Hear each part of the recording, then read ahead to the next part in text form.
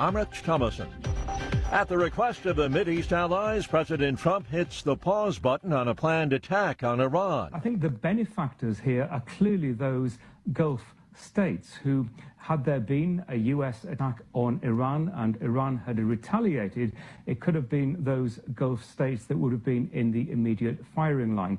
I think what is also interesting about what the president said is that he seems to be a little bit more optimistic this time that a deal is potentially just around the corner than he has been on previous occasions. The BBC's Peter Bowes. Kentucky among states holding primaries today. GOP Congressman Thomas Massey being challenged by retired Navy Special Forces veteran Ed Galrine, who's endorsed by President Trump. This is the most expensive House primary ever.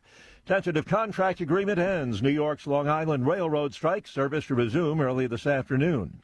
Police plan to execute search warrants as they investigate yesterday's deadly shooting outside the largest mosque in San Diego. Because of the Islamic Center location, we are considering this a hate crime until it's not. San Diego Police Chief Scott Wall says a security guard was killed. The two suspects, ages 17 and 19, were found dead, apparently of self-inflicted gunshot wounds. Lawyers of the man accused of killing Charlie Kirk will make their case today to close portions of a July hearing and to seal some evidence. Former Los Angeles police detective Mark Furman has died. He pleaded no contest to a perjury charge relating to his testimony at the O.J. Simpson murder trial back in the 90s. Mark Furman was 74 years old. On Wall Street this morning, a stock futures in the red so far. The Dow futures down 124 points. NASDAQ futures off 221. S&P futures down 35. More on these stories, townhall.com. The following is a real-life story from Trinity Debt Management. When I was feeling the stress of too much credit card debt, I looked at two different options, debt settlement and debt management. They may sound the same, but guess what? They're not. Debt settlement seemed like a quick fix, but I found out it would destroy my credit, create tax headaches, and hit me with huge fees. They actually told me to stop paying my bills. No way, not me. Then I turned to a debt management plan developed by the team at Trinity. They worked with my creditors, lowered my payments, reduced my interest, saved me thousands, and paid off my debt. And Trinity is a Christian company, which is important to me. If credit card debt has you down, call Trinity at 1-800-990-6976. My name is Heather. Please forget debt settlement and remember Trinity Debt Management. 1-800-990-6976. A humanitarian aid ship from Mexico is docked in Havana as Cuba is squeezed by a U.S. embargo. Cubans welcomed the arrival of a ship carrying humanitarian aid from Mexico to Uruguay. This man says, with the situation the country is in, anything that comes in helps, adding that it's the Cuban people who are suffering. In late January, U.S. President Donald Trump threatened tariffs on countries supplying oil to Cuba. The island has since faced severe shortages of food, fuel, and electricity, and constant blackouts across much of the country. I'm Lisa Dwyer. Loud and expressive mourners are commonplace at funerals around the globe, but in parts of Kenya, some of them may be paid workers. Professional mourners in Western Kenya play an important and common role in funerals, adding a level of intensity to the collective grief. News and analysis at townhall.com. Some temporary relief for countries wishing to buy oil from Vladimir Putin. Treasury Secretary Scott Bessent says the U.S. will give a 30-day extension for countries to import Russian oil already in tankers at sea. That extends a temporary policy reversal aimed at reducing oil supply shortages caused by the Iran war. Bessent notes the policy will also help poorer countries who are especially in need of oil. However, there is a downside, as the temporary lifting of sanctions could help Russia finance its ongoing war in Ukraine. Bob Agnew reports. Swatch's new Royal Pop pocket watch has sparked chaos worldwide. The Swiss watchmaker says there's no shortage of the items despite weekend crowds and rioting at stores. Police in Paris used tear gas. Fistfight broke out in Milan. That watch retails for around $400, but it can resell for up to 10 times that amount. More on these stories, townhall.com. Buddy Carter, Warrior. great guy. President Trump and Buddy Carter are working to help Georgians keep more of what they earn by passing the largest tax cut in history, eliminating taxes on tips and overtime, and making the child tax credit permanent. Buddy Carter, warrior, great guy. From day one, Buddy Carter has stood with President Trump on his mission to make life more affordable for working families. But while President Trump and Buddy Carter were protecting our wallets, Congressman Mike Collins was abusing them. Congressman Collins is under federal investigation for misusing taxpayer funds to benefit himself and his cronies. According to the investigation report, Congressman Mike Collins, quote, may have violated federal law by shelling out government funds to one of his top aides. Georgia families have had enough of wasteful, corrupt career politicians. We just can't trust or afford Mike Collins. Paid for by Buddy Carter for Senate. I'm Buddy Carter, and I approve this message. Trouble getting to sleep and staying asleep is infuriating. Your mind races, you toss and turn. Nutrition company Healthy Cell created REM sleep to help you quickly fall asleep, stay asleep, and sleep deep. Unlike other supplements that don't work, REM sleep is not a pill. It's a gel you swallow with ultra-absorption of science-backed ingredients supporting all 4 stages of sleep. Go to healthycell.com and use code GODZILLA for 20% off your first order. Risk-free. Love it or your money back. Guaranteed. Healthycell.com. Code Godzilla. Folks, this is Crom Carmichael, CEO of Solti. I have recently turned 77 years old. I do not take prescription drugs. I have not had to take prescription drugs, and I attribute a lot of my good health to a product that I've been taking, which is the active ingredient in Solti. It's a 22% concentration of theaflavin. We did clinical trials on it 25 years ago and found that it helped lower cholesterol. We have had many, many hundreds of letters and emails from customers telling us how it has helped them not only manage their cholesterol, but lower their triglycerides and help them on their blood pressure. And I can't tell you how much I attribute to Solti for my good health at age 77. And I encourage you to go to GodzillaHeart.com. That's GodzillaHeart.com. And use the code Godzilla at checkout, and you'll get a 50% off on your initial shipment of Solti. And I promise you it will be a great help for your heart health. Thanks so much.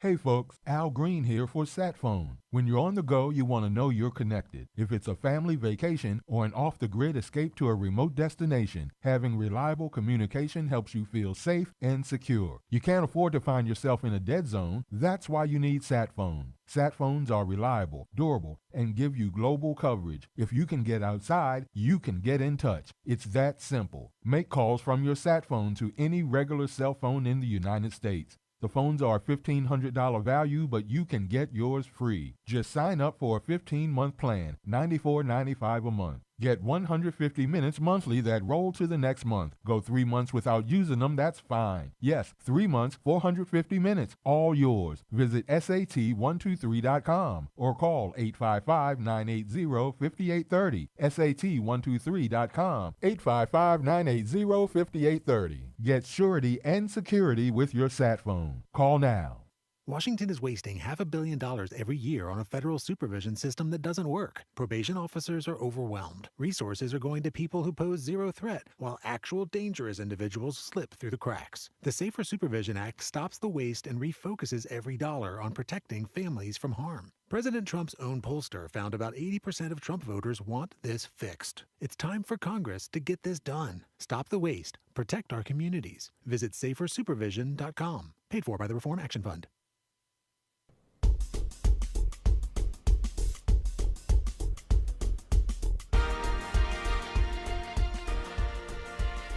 Well, that's my cue, isn't it? Happy Tuesday morning, listening family. This is the John Fredericks Media Network. I'm Dan Hopgood. Time for a look at weather and sports. We'll start, as we always do, with where I am in the capital of the South, Richmond, Virginia, where the high today will be 98 degrees. That's going to be a record if we get there. A low of 70. Right now, the temperature is 70. The Squirrels begin a homestand versus Binghamton tonight at Carmax Park. First pitch, 7:05. Moving on to D.C., well, the Mets down the Nets. Let me try that again. The Mets downed the Nats last night. Whew.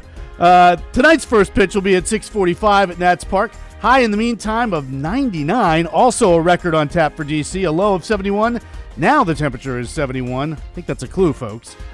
Moving on to Atlanta, well, the Marlins blanked the Braves last night in Miami, 12-0. Yikes. 4:10, first pitch this afternoon for the two teams again. High in Atlanta of 89, a low of 70. Right now the temperature is 69 degrees. Nashville, you're going to see a high today of 91 with a possible thunderstorm. A low tonight of 69, still with a possible thunderstorm. Right now the temperature is 74 degrees, and congratulations are in order as the NFL has awarded the 2030 Super Bowl to Nashville. Congratulations, Nashville. Philadelphia, well, the Phils outlast the Reds last night, 5-4. First pitch again for the teams tonight at 6:40. A high of 98 for Philadelphia. That'll be a record. A low of 74. Right now the temperature is 72. Morgantown, you're looking at a high of 90 with a possible thunderstorm. A low of 65 tonight. Right now the temperature is 69. And then my Yinzers. Well, the Buccos are on the road at St. Louis tonight. First pitch 7:45. High in the meantime of 92 degrees with a possible thunderstorm. A low of 66. Hey, Mario Lemieux. Possible showers. And right now the temperature is 75 degrees. Reports indicate that Will Howard was taking second-team reps behind Aaron Rodgers at Steelers OTAs yesterday. So we'll keep track of that going forward. Bringing you today's weather and sports update is the Godzilla Wins radio show for the best insight, analysis, and picks. Watch and listen to Godzilla Wins Saturday mornings from 9 to 11 all across the John Fredericks Media Network. Plus, to get John's daily sports picks, go to GodzillaWins.com. Once again, that's GodzillaWins.com. I wonder if you had the Canadians last night. What an epic game that was. Game 7 in Buffalo. Sorry to you Sabre fans out there. Well, this has been Dan Hobgood for the John Fredericks Media Network. Outside the Box with the Ox is next, followed by the John Fredericks Show. Stay tuned, everyone. Nearly 5 months into 2026, we've lost icons, pioneers, legends, and household names. Chuck Norris, Neil Sedaka, Robert Duvall, Catherine O'Hara. Saturday will mark the swan song of yet another icon. Hey, I want to dance with somebody. Nope. No, not a person, but rather a beverage. What do you have? Pabst Blue Ribbon. Close. It's Schlitz, once the largest brewery in the world. Beer Business Daily cites a Milwaukee Sentinel story that Wisconsin Brewing Company will brew the final batch on May 23rd. The story reflects on how they changed the recipe in the 70s, making it suck worse than it already did, so it went away only to be resurrected by Pabst in 2008, but now it's over. Maybe you have fond Schlitz memories? The fridge stocked with the stuff with the ring pull tops that came off? Ubiquitous in old garage refrigerators, at the lake or in the hunting shack, or filling coolers in the old 14-foot Alumacraft fishing boat. I bet you could use a cool one, huh? Now you're talking. You can see, smell, and taste it just thinking about it. Thinking outside the box, further observation of how today's society isn't even on the same reality plane as days of yore. Imagine the scenario today when Jaden's favorite beer is canceled. Hoo-ha, Bee-hoo, Foo-foo, Orange Peel, Ultra Tang, Space Girl, India Pale Ale will end its 3-week run, only to have his kids and grandkids fondly remember how his fridge was always stocked with it and wondering how he could ever call it delicious. Ahem. Here outside the box with the Ox in the Eastern Time Zone and now in West Virginia on the John Fredericks Media Network. John Fredericks. It is the most egregious thing I've seen in a lifetime. President Trump. The whole thing is ridiculous. When politics start getting wild. They want to have every single thing that you don't want. Raise taxes, men and women's sports. They're going to open up their border. Trump hits the speed dial. Thank you for calling in on such short notice. You came first, John. Wake up with the John Fredericks Show weekday morning, 6 Eastern, 5 Central on JFMN.TV, the massive JFred radio network, and all across the socials. You came first, John. Thank you very much, and you do a great job. Right now, download the new WV Sports Nation app from the Apple Store or Google Play and get the entire Mountaineer sports world in the palm of your hand. Right now, get notified when new stories drop about your favorite Mountaineers teams and athletes. Download the WV Sports Nation app right now. Get updates on next level Mountaineers like Weatherholt and Joe Mazzulla. All that and more right in your pocket right now. Download the new WV Sports Nation app from the Apple Store or Google Play. Download the app right now. Live from the studios of the John Fredericks Media Network, it's the John Fredericks Show. Grab yourself a cup of 1775 coffee, sit back and get ready for the best 4 hours of talk radio in the universe. You can call our toll-free number at 888-480-5646 to talk to John. And now, here's the Godzilla of Truth, the Oracle of the Deplorables, the man who is 6 months to a year ahead of everyone but God himself. John Fredericks. Salt if a deal is not reached. Here with reaction, former special envoy to Ukraine and Russia, Keith Kellogg, is with us. What's interesting about this, it was scheduled for tomorrow. What's interesting are the countries that were asking him: Qatar, UAE, Saudi Arabia. They're saying a deal that includes nuclear dust is real. Your thoughts? Yeah, Sean, thanks for having me. Look, President Trump is the most reasonable guy in the world, and frankly, I don't trust the Iranians. Look, I go back to the 9 principles of war that have been around since 500 BC. One of them is simplicity, and I'll make it simple. You don't have to invade Tehran, or invade Tehran, or go to Tehran or invade Iran, but you got to take some key terrain. And I'm one of those believers who take places like Karg Island, which is an island 16 miles offshore. It's 90% of their economy. You start to strangle them. You start to put them in a position where they really can't pay their the Revolutionary Guards and everybody like that. Then move further to the east with the Iraq Island. Take that. That's kind of the hub of the transit in the Strait of Hormuz. Just make it painful for them, and you can do a lot of things once you've got it. But I'll tell you, Sean, very honestly, I'm kind of done with negotiations with these guys. These guys keep pushing the president, delaying, and I think they're just trying to play a game right now. And the one thing I would advise them against is playing games with President Trump. He doesn't play those games. He doesn't know how to do it. He does not know how to do it. He won't do it. And frankly, when I talk about this, it's like you can bomb a nation forever. You can pulverize it from the air. But sooner or later, you're going to have to do it like the Roman legions were before. You put your soldiers in the mud. And that means taking terrain, key terrain. It does not mean an invasion. It doesn't mean a prolonged ground war. But it does mean taking strategic key terrain and force the theocratic government of Iran in a position where they have got to make a deal with you. They got our phone number. Give us a call. Until then, no negotiations. Yeah, I think the president's at the end. It's very clear. Anyway, General, appreciate you being with us as always. When we come back. Is that realistic when it comes to something like Karg Island? And is it realistic to think that we are not going to use Marines or special forces to go in and actually hold territory in order to force them to the table militarily? So I think we have to differentiate between infrastructure that is primarily used for civilians and infrastructure that is used for both civilians and this IRGC rump regime. So something like energy infrastructure is something that is dual purpose. Karg Island is obviously the crown jewels for the IRGC. That could be something that the United States sends in some Marines to be able to take and hold and seize that piece of territory, specifically for coercive purposes against the regime. And there could be other things. I mean, I've looked at some analysis that shows that we might need Marines to go in to some of these caves that are along the coastline where they have been rolling out these launchers to launch at ships through the Strait of Hormuz. I agree with Geraldo that this is a humanitarian catastrophe of almost 2,000 ships that are trapped in the Strait of Hormuz. President Trump said that we were going to be removing all of these people through Project Freedom. That has not happened yet. And this is not a matter of the United States not having the military might and muscle to do it. Right. We do, Katie. This is about political resolve and about the United States leading our partners and allies in the region to come alongside the United States to make this happen. Yeah, and then, of course, there's the nuclear piece of this, which will require construction sites to be built, which the president says is still, of course, the main goal here and objective.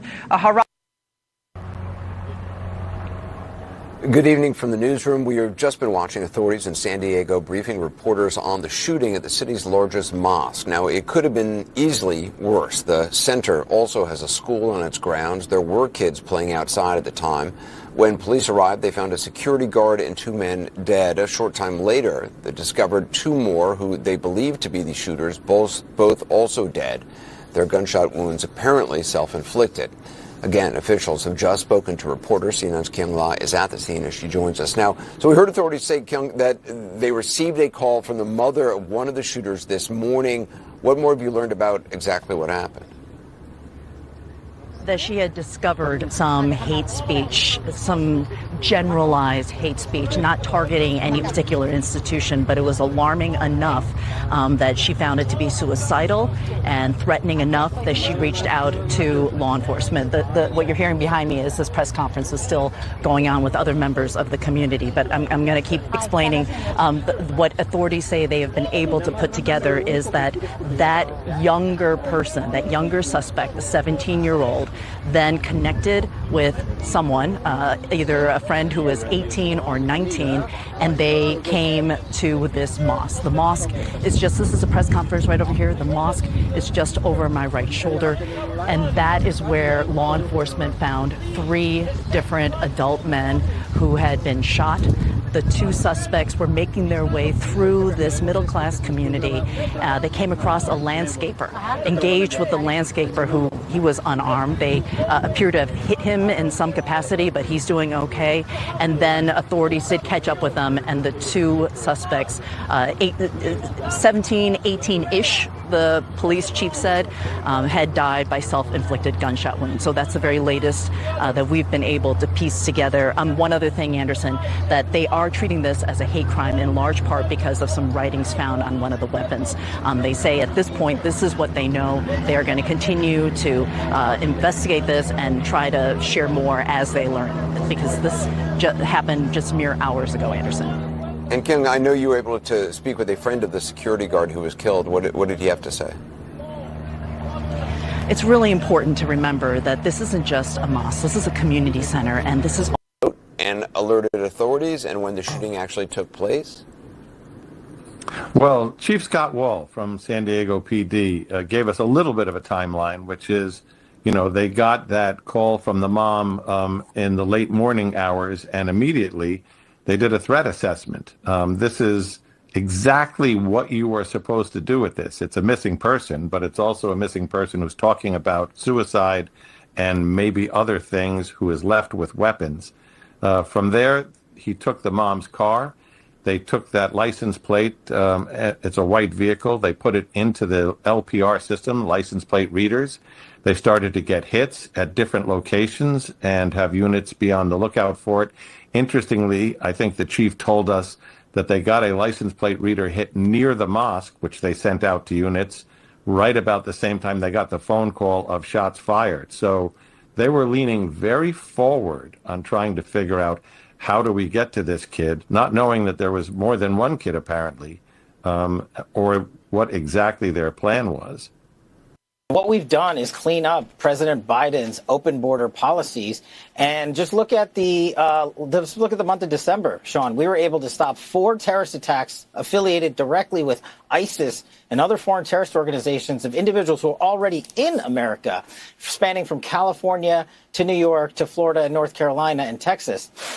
That was just 1 month. So we are not only investigating and arresting people overseas, but we're capturing those that were allowed into our country under the corrupt policies of the prior administration and stopping those terror attacks on American soil. And we're going to keep looking for every single one of these individuals who wish to do harm to our way of life and invade our country, who got here illegally and decided they thought they could commit crimes here. It's not going to happen on President Trump's watch. And that's why we're manhunting these people around the globe, putting national security first and making sure their exploits and ties to terrorism are fully unraveled. The intelligence community and this FBI have no greater priority than that, and we are going to chase all of them down, and we have been in record numbers. Well, you're on the John Fredericks Media Network and all the John Fredericks radio apps. I am your Godzilla of the truth in America, your Oracle of the deplorables. Well, if you want to drive the Democrats absolutely bat crap crazy, you get a fund of $1.7 billion in a deal with the Internal Revenue Service in order to compensate the victims of J6 and of other things that were happening, that were weaponizing the government, that the government was weaponizing against its own people. And they spent money on lawyers, and they spent money, and they were bankrupt. And I mean, I've got a couple of friends of mine that got wiped out financially because they decided to be an alternate elector and things of that nature. People that spent months and months and months in jail without a hearing, without due process in D.C., in squalid conditions. And now there's a fund for them. And this is what happens if you're going to go after your own people and weaponize your government against them. Well, there's hopefully now going to be a consequence. And the consequence is we got money that Trump settled, not for himself, right? He settled to pay these other people. And so the Democrats are going absolutely berserk over it. I've never seen the meltdown. This is almost in comparison to the meltdown they had over the redistricting, which now they're framing as racist. And I'm telling you, folks, it is not going to fly. Neither of these fly. I mean, people know in this country that the Biden administration weaponized the Department of Justice under Merrick Garland. They weaponized it to go against its political enemies. And they did lawfare and they bankrupted thousands of people in our movement. They couldn't get a conviction, but they could just wipe them out financially. This is not the purpose of your government. But this is what was happening all over the globe. And we all know that. And the reality of this is that President Trump understands it. And so now he's got a fund in order to give them some relief. And the Democrats are going crazy over this. Why? Why? Because justice is being doled out the right way. These people should be compensated. I mean, if you look at what some of them went through, many of them on my show, it's unbelievable. Look what they've put, look what they've put people that were like David Schaefer. I mean, they bankrupted the guy, former state senator, ran for, I guess, ran for lieutenant governor, got beat by 1%, alternative elector, and he was wiped out, lost his home, everything. Why? Right? Because he was an enemy of their regime. And so they went after all of these. Remember the billboards on that I told you about on 95 and, breaking into old ladies' homes at 3 a.m. and throwing them in a gulag? I mean, this is what was happening. And so the president was like, we're going to compensate these people. Now, the Democrats are going around like nuts telling you that it's Jim Crow too, that all the gerrymandering is racist. It has nothing to do with race. It has to do with electing Republicans in Republican states. If you got the votes to win the district, go win the district. I mean, that's my message to Republicans in Democrat states. Go win the district. Go out, knock on doors, do whatever you got to do. Do things like I'm doing. Raise money, do mailers, get grassroots, get precinct cap. Do what you got to do to win the election. If you can't win it, you can't win it. I mean, there's Democrats and there's Republicans. And so, an AOC is coming on. Well, you've woken up a sleeping giant. What exact sleeping giant is that? You've already, see, here's where they're upset. Here's the rub, okay? They've gerrymandered everything they can. And they did it over years. And they got away with it. And we as Republicans never had the balls, we never had the courage, we never had the gumption to respond to any of it, ever. And so they wound up with all of these seats. And then we had the Voting Rights Act, and all these seats got gerrymandered in. And so this is what the Democrats have traded off in the House for years. They've lived off this. Now they don't have any seats left. We have a bunch of them. We're going to get 11. And then in 2028, we're going to get 2 more in Georgia and 2 more in Mississippi. In 28, we're going to be plus 15. Then the census comes in 2030. This is why they freaked out. They were expecting power in perpetuity. We got it. We just flipped the script. We flipped it. You were getting power forever. Now we got it because of one ruling by SCOTUS, who saw this for what it is. And so when the census comes and we're not counting illegals, which I think is the new plan. Somebody text me on that. I know it's gone back and forth, but I think we're not counting people that are here illegally, nor should we, because they're here illegally. So they should be counted. They're not citizens. You count the citizens. The number of seats that are going to go flowing from blue districts to red districts is probably 10, another 10, 12, because each district should have about 700,000 people. And if you're losing residents in California and New York and Illinois, and they're moving to Texas and Florida and Tennessee, well, those states are going to gain a seat or two, and they're going to lose a seat or two. And so it could be up to another 10 seats. So you could go into 2030 with, right now at the maps, Republicans plus 11, plus 4 is 15, plus 10, plus 25 seats from where they are now. 25. And where are the Democrats going to flip these seats? They're dwindling because they've already done it. That's why they're going bat crap crazy. That's why there's a collective meltdown. And when things go bad for the Democrats, what do? They go back to the only thing they know: race bait. That's all they have. What are they going to do to make your life better? Spanberger ran on affordability. What is she doing to make your life better? Nothing. Mandami is just taxing everybody into oblivion. Now we got, a city-run grocery stores competing with private enterprise, going to drive them out of business, and there's going to be shortages and food deserts. I mean, these people, that's incredible. Like the same playbook that never works. But it sounds good. But if you look at the polling numbers, I mean, the Democrats are in the tank. It's I got the same thing here in D.C. Free D.C., free D.C. Free it from what? Lower crime, no graffiti, trash getting picked up off the streets, getting rid of the 10 cities, getting the homeless in homeless shelters, fixing the hygiene issues here because of the 10 cities, getting curfews, getting the gangs off the streets. What do you want to free us from? Safe subways, safe buses, safe metro? What is it that you want to free us from? You want to free us from a better life into a miserable life, which is what you brought us under Biden. This is just one city. You're on the John Fredericks Media Network, trucking the truth across America. You want truth and clarity? Right here. We'll be right back.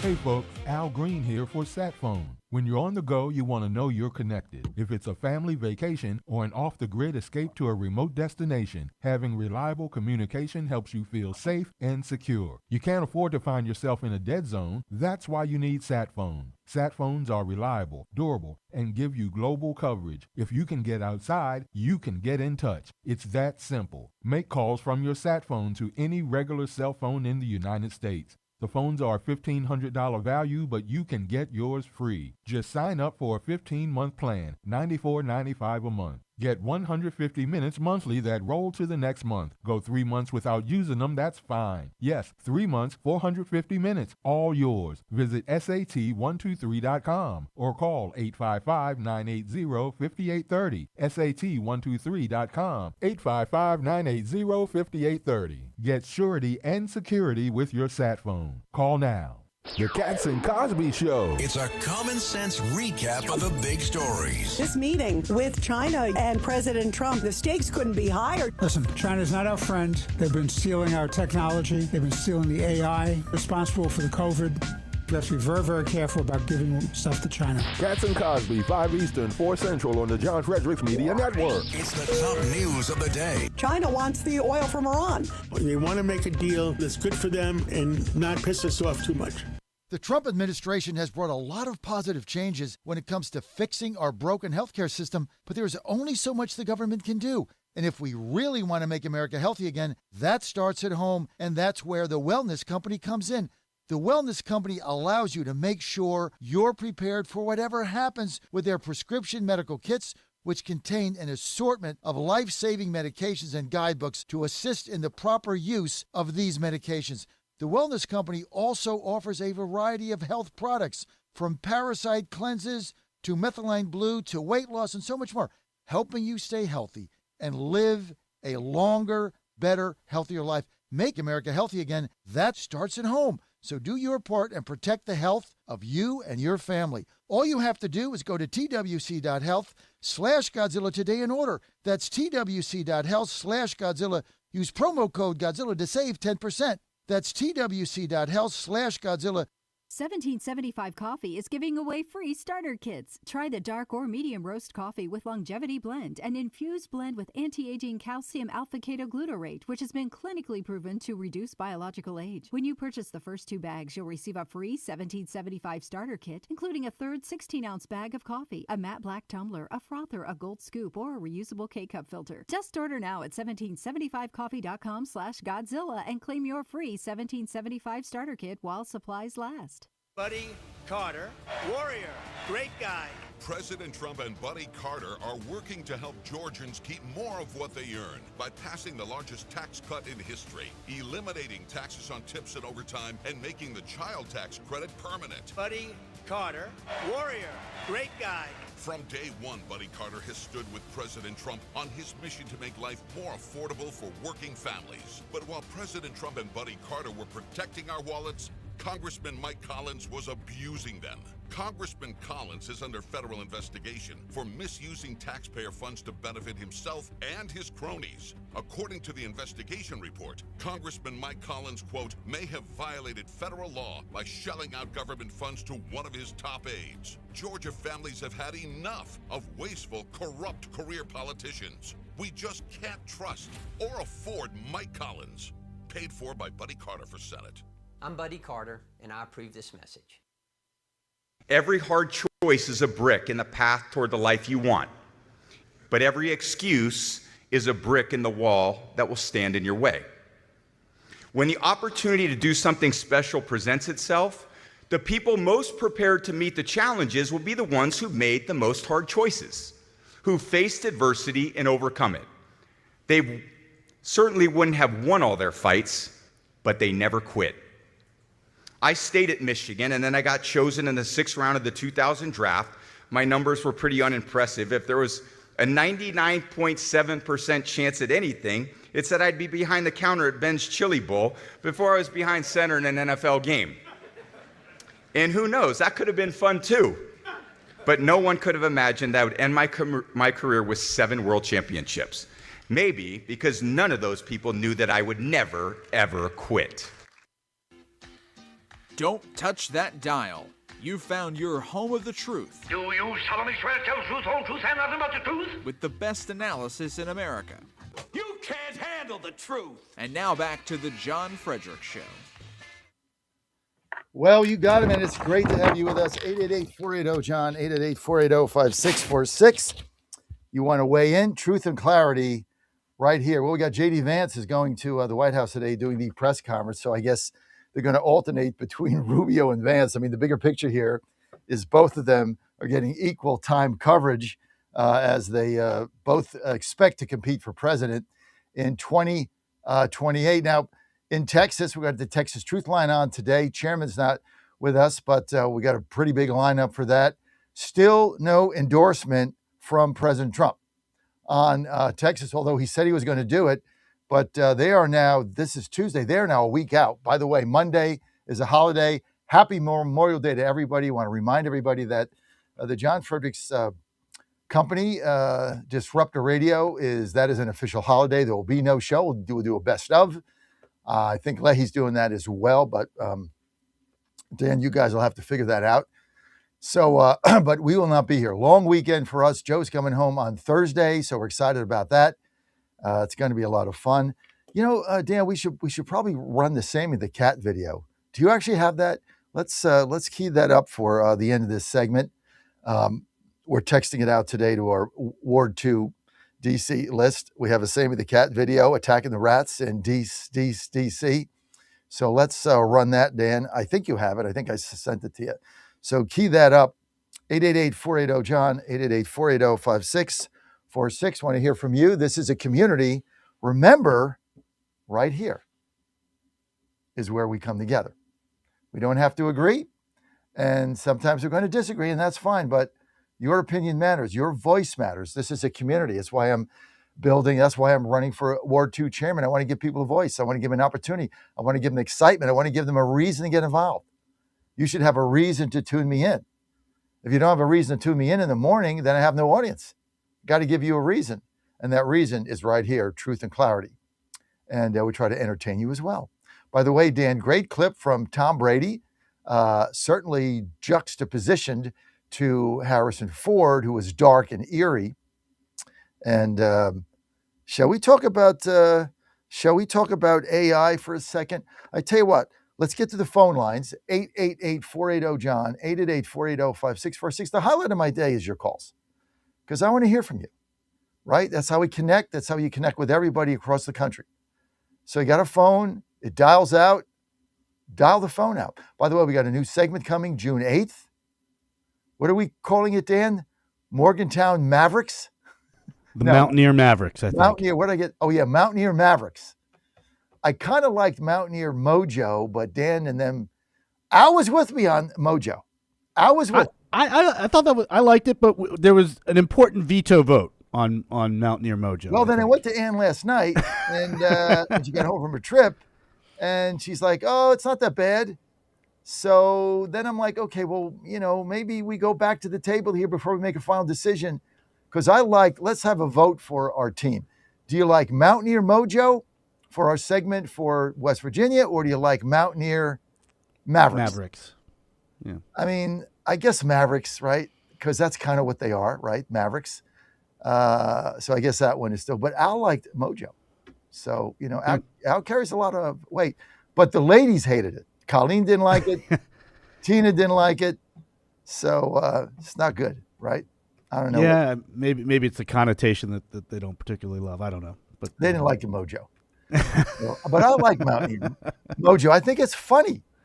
But yeah, I thought it was fine. Yeah, I liked it. And then when I went to Ann last night, I'm like, I told everybody you veto Mountaineer Mojo. She says, "Oh, I didn't do that. I just didn't like it." See, this is what I get. Okay, I didn't like it, but I didn't veto it. But if you do it, I didn't like it. I mean, what? Like you talk about like you can't win. That is a lose-lose. Sounds like our 7:30 interview from yesterday morning all over again there. But oh my heavens, what was that about? Did you ever get a clip on that? I do. I have one. I'm going to play it. I'll play us back in at the next half hour. I mean, a nice young lady, I'm sure, but like if you're going to run for Congress, you're running for Congress in a competitive district. I mean, my heavens. That's just me, though. Look, I'm not going to judge, lest I be judged. I got my own issues, but it is what it is. I just try to ask, none of those were gotcha questions. I mean, how are you going to vote on this, which they're voting on tomorrow, and this, which you're voting on Friday? I don't even think she knew what they were, let alone answer the question. And then she gives me a political answer. Well, I wouldn't vote against the president, but I'm against it. That's like, well, I don't particularly like Mojo, but I'm not going to veto it. What the hell's that mean, Ann? I don't even know what that means. 888-480-JOHN. Let's get to Jamie from Colonial Heights, Virginia. Jamie, you're live. Jamie. Hey, good morning, John. John, this morning I just called in to say, God bless President Trump. God bless President Trump for accepting that settlement on behalf of people who were persecuted by the Biden administration. I may have walked on the wrong strip of grass on J6, and I was certainly tried to lure. They tried to lure me into the building, but I didn't fall for it. Federal agent, I'm certain of it. And even though I didn't go in that building, I still had to wait around for 4 years for my door to be kicked in, for my dog to be shot, for a red beam to be put on my wife. And it just, fortunately that never happened, but I'm just so happy for these people who are going to receive some compensation. It'll never be enough. It'll certainly never be enough for the families of the people who committed suicide behind that scam. We watched the two-tier justice system be played out right in front of us. We watched the criminals in D.C. Get away with countless crimes, and meanwhile they tried their best to destroy every life they could over what, in most cases, at worst, was like a simple misdemeanor trespassing charge. And just God bless President Trump. That's what I called him to say. Jamie, thank you. Would you elaborate when you said, when you were there, that you thought that officials were trying to lure people like yourself into the Capitol? Can you elaborate on that comfortably? So I'll never be able to prove it, but we know about Ray Epps. We know how he tried to, how he did whip that crowd up into a frenzy. I had an individual approach me. He was dressed in all black mask. Every article of clothing on him was black, and he said to me, paraphrasing, "Hey man, why don't you go on in the building?" And he said the police took the barriers down. They're letting people in. And I said, man, I don't think we're supposed to go in there. And at the time, I didn't witness any violence. I never did that day. I wasn't around any of that. But for anybody who may have walked up into that area, a little bit after things kicked off, they wouldn't have known anything horrible had happened. There were people on the steps singing the Star Spangled Banner, for example, so this individual dressed in black tried to convince me that is perfectly legal to go into the building now, tour it or whatever. Honestly, I just didn't have a good reason to go in that building. So I didn't do it. But I later saw a video of him breaking out, a person who I'm sure is the same person, breaking out glass at the top. I guess it was at the top of the steps, and trying to get protesters to go in, to enter the building through the glass. Now, he didn't go through the glass himself. He was trying to convince other people to do it. I think I've got the video of him doing, there was so much video footage that came out after J6. And that individual, I've looked at every single person who was wanted by the FBI. That individual who was dressed in black was never one of the individuals that was on that wanted list. So what would you conclude? So you think it was a setup? Oh, absolutely. Absolutely. Yeah. And they hooked a lot of people into it, unfortunately. People were emotional that day, and they took advantage of it. And there were probably also plenty of people who just didn't know they weren't supposed to be in that building, didn't know that they weren't supposed to be on a particular strip of grass. They would have no way of knowing. They would have no way of knowing that barriers were taken down before they got there, but that didn't stop the federal government from going after them and trying to destroy their lives. Jamie, why do you think that the Democrats are going crazy over this settlement?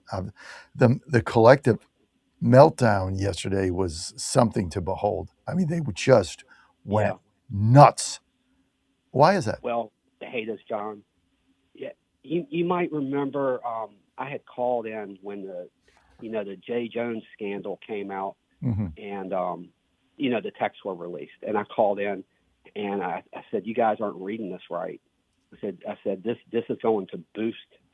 This is going to give him a boost because he's saying what the majority of Democrat voters are thinking.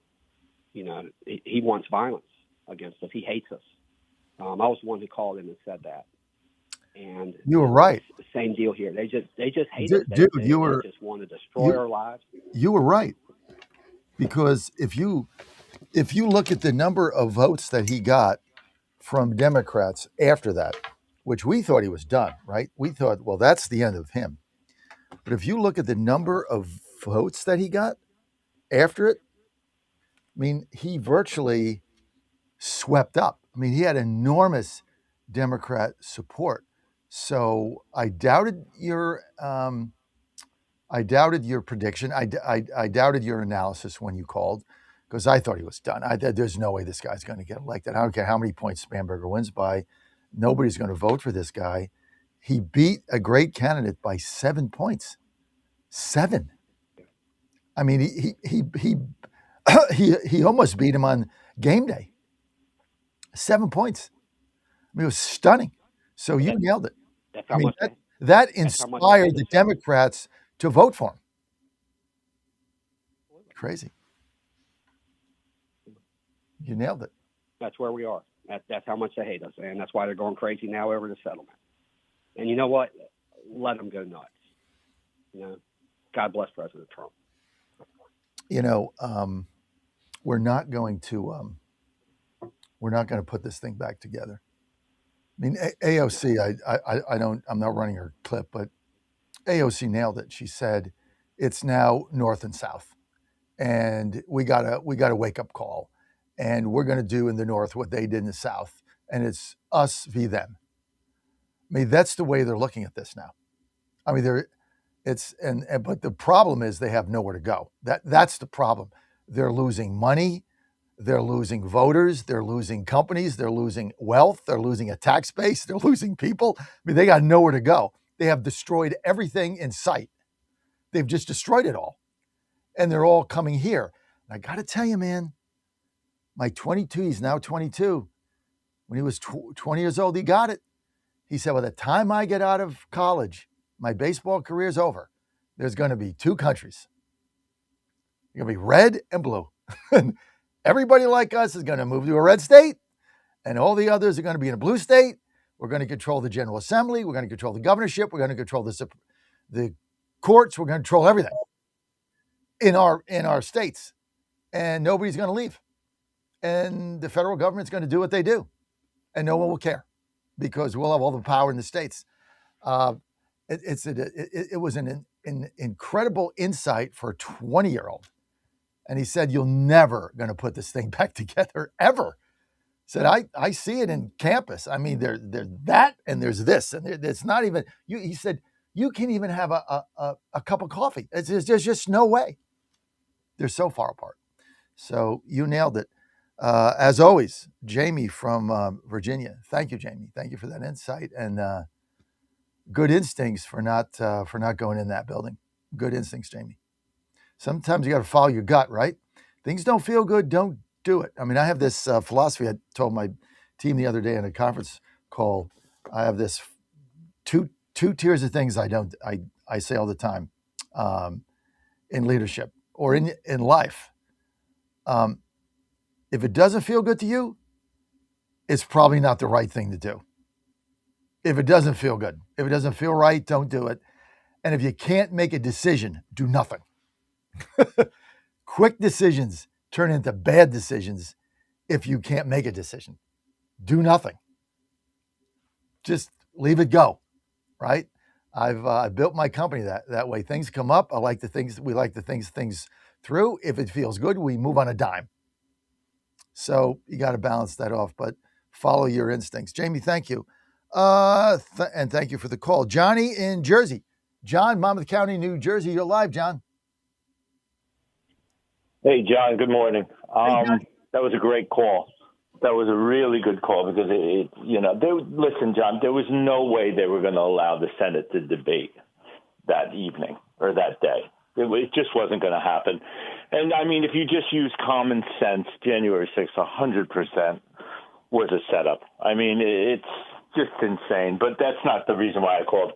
The reason I called, I wanted your opinion on this Massey guy.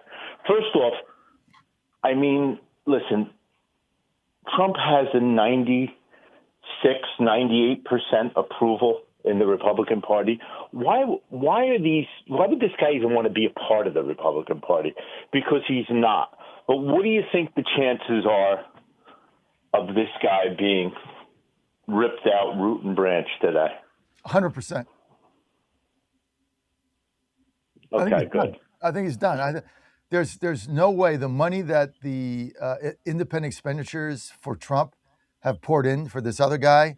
I just don't know where Massey gets the enthusiasm. Why are you going to vote for somebody that votes against your president and stands against him on every issue that matters?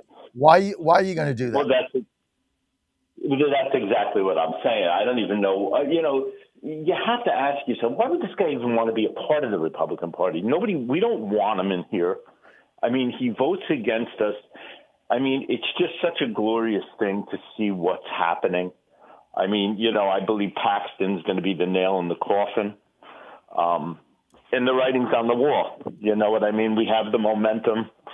Like I said, I've been advocating on the show now for the last 3 months. Even when it looked doom and gloom, I could see the writing on the wall that we were going to swamp the midterms. And to get back to your point about a separation, there is no bringing this together.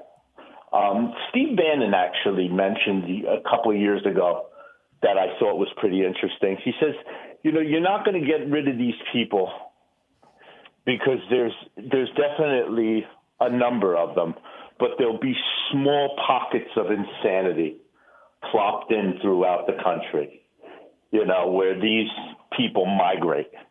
And like you said, where everybody separates. But I don't think if we play our cards right and we take control of the party and the grassroots, which seems to have the momentum and a extremely strong voice, because we're not putting up with anything anymore. I believe, we can maintain control for the years to come. And like I said, you're not going to, these people are mentally ill. There's something, you either have absolutely nowhere to go where you just could not in a million years vote for Trump. So hopefully they come around maybe in the next election cycle, or there's just something wrong with you.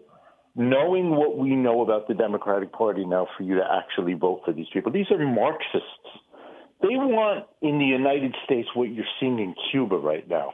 How anybody could vote for that, there has to be something wrong with you. I mean, you're beyond logic. Maybe you have no humility. You're just that dug in. I mean, it's a disease. And TDS definitely is real. I see it in certain people. But that's why I called. I just wanted your opinion. You're usually spot on. So I was just getting your vibe on this Massey thing. Massey's gone. And I appreciate your... Massey's gone. Cornyn's gone. I mean, President Trump, a week ago, we were on the Texas Truth Line, and we were talking about Trump's Truth Social, that he was going to make a decision and endorse in the Texas race. Our early voting has already started, and they have 1 week to go. They got exactly 7 days. I mean, the election is a week from today. So I'm not sure what an endorsement does in like the final weekend of a holiday weekend. I mean, they're just running out the clock. I mean, every poll that we've seen that we trust, Paxton is ahead substantially, and he's got the enthusiasm, and he's got the voters that are turning out in a midterm on a Tuesday after a holiday. And I understand the early voting has gone pretty much well for him in the areas where he should be strong. But, that's always hard to read, especially in one of these runoffs. But look, it's coming up in a week. I think Paxton's going to be a big victor. That's why we went there on the bus tour. Paxton, to me, is MAGA 2.0. MAGA 2.0 is fighters. I got a call yesterday from the Washington Post, one of the reporters there, why are you running in this ward? You get 7%, your people, the party doesn't like you, whatever. I'm like, okay. So I get on the air every day and I tell our audience, you got to get involved. You got to step up. You got to be a Nancy Babbitt. You got to chap asses, right? That's what happened to her. You got to get involved at the precinct level, and you got to fight, and you got to get involved, and you got to shake things up, and you got to take the party over from the grassroots bottom up. Now, how can I say that if I don't do that? I mean, how do I get on the air every day and say, do this? Well, are you doing it, John? No, I'm too busy. Oh, really? I mean, you either lead by, that's what I tell my sons. You either lead by example or get out of the way. If you're going to lead, you got to lead by example. This isn't fun, right? Winning is fun. It's not fun when you're getting 7% of the vote. But if I don't do myself what I'm asking everybody else to do, then where's the truth and clarity in that? Plus, by doing it, you understand the obstacles you face. And then I can articulate a better strategy when people get down. And a lot of precinct captains we lost because, you know, they were ostracized and they didn't like it. It was uncomfortable, and so we got to fight back. So keep fighting. John Fredericks Media Network, Truth and Clarity. Keep it right here.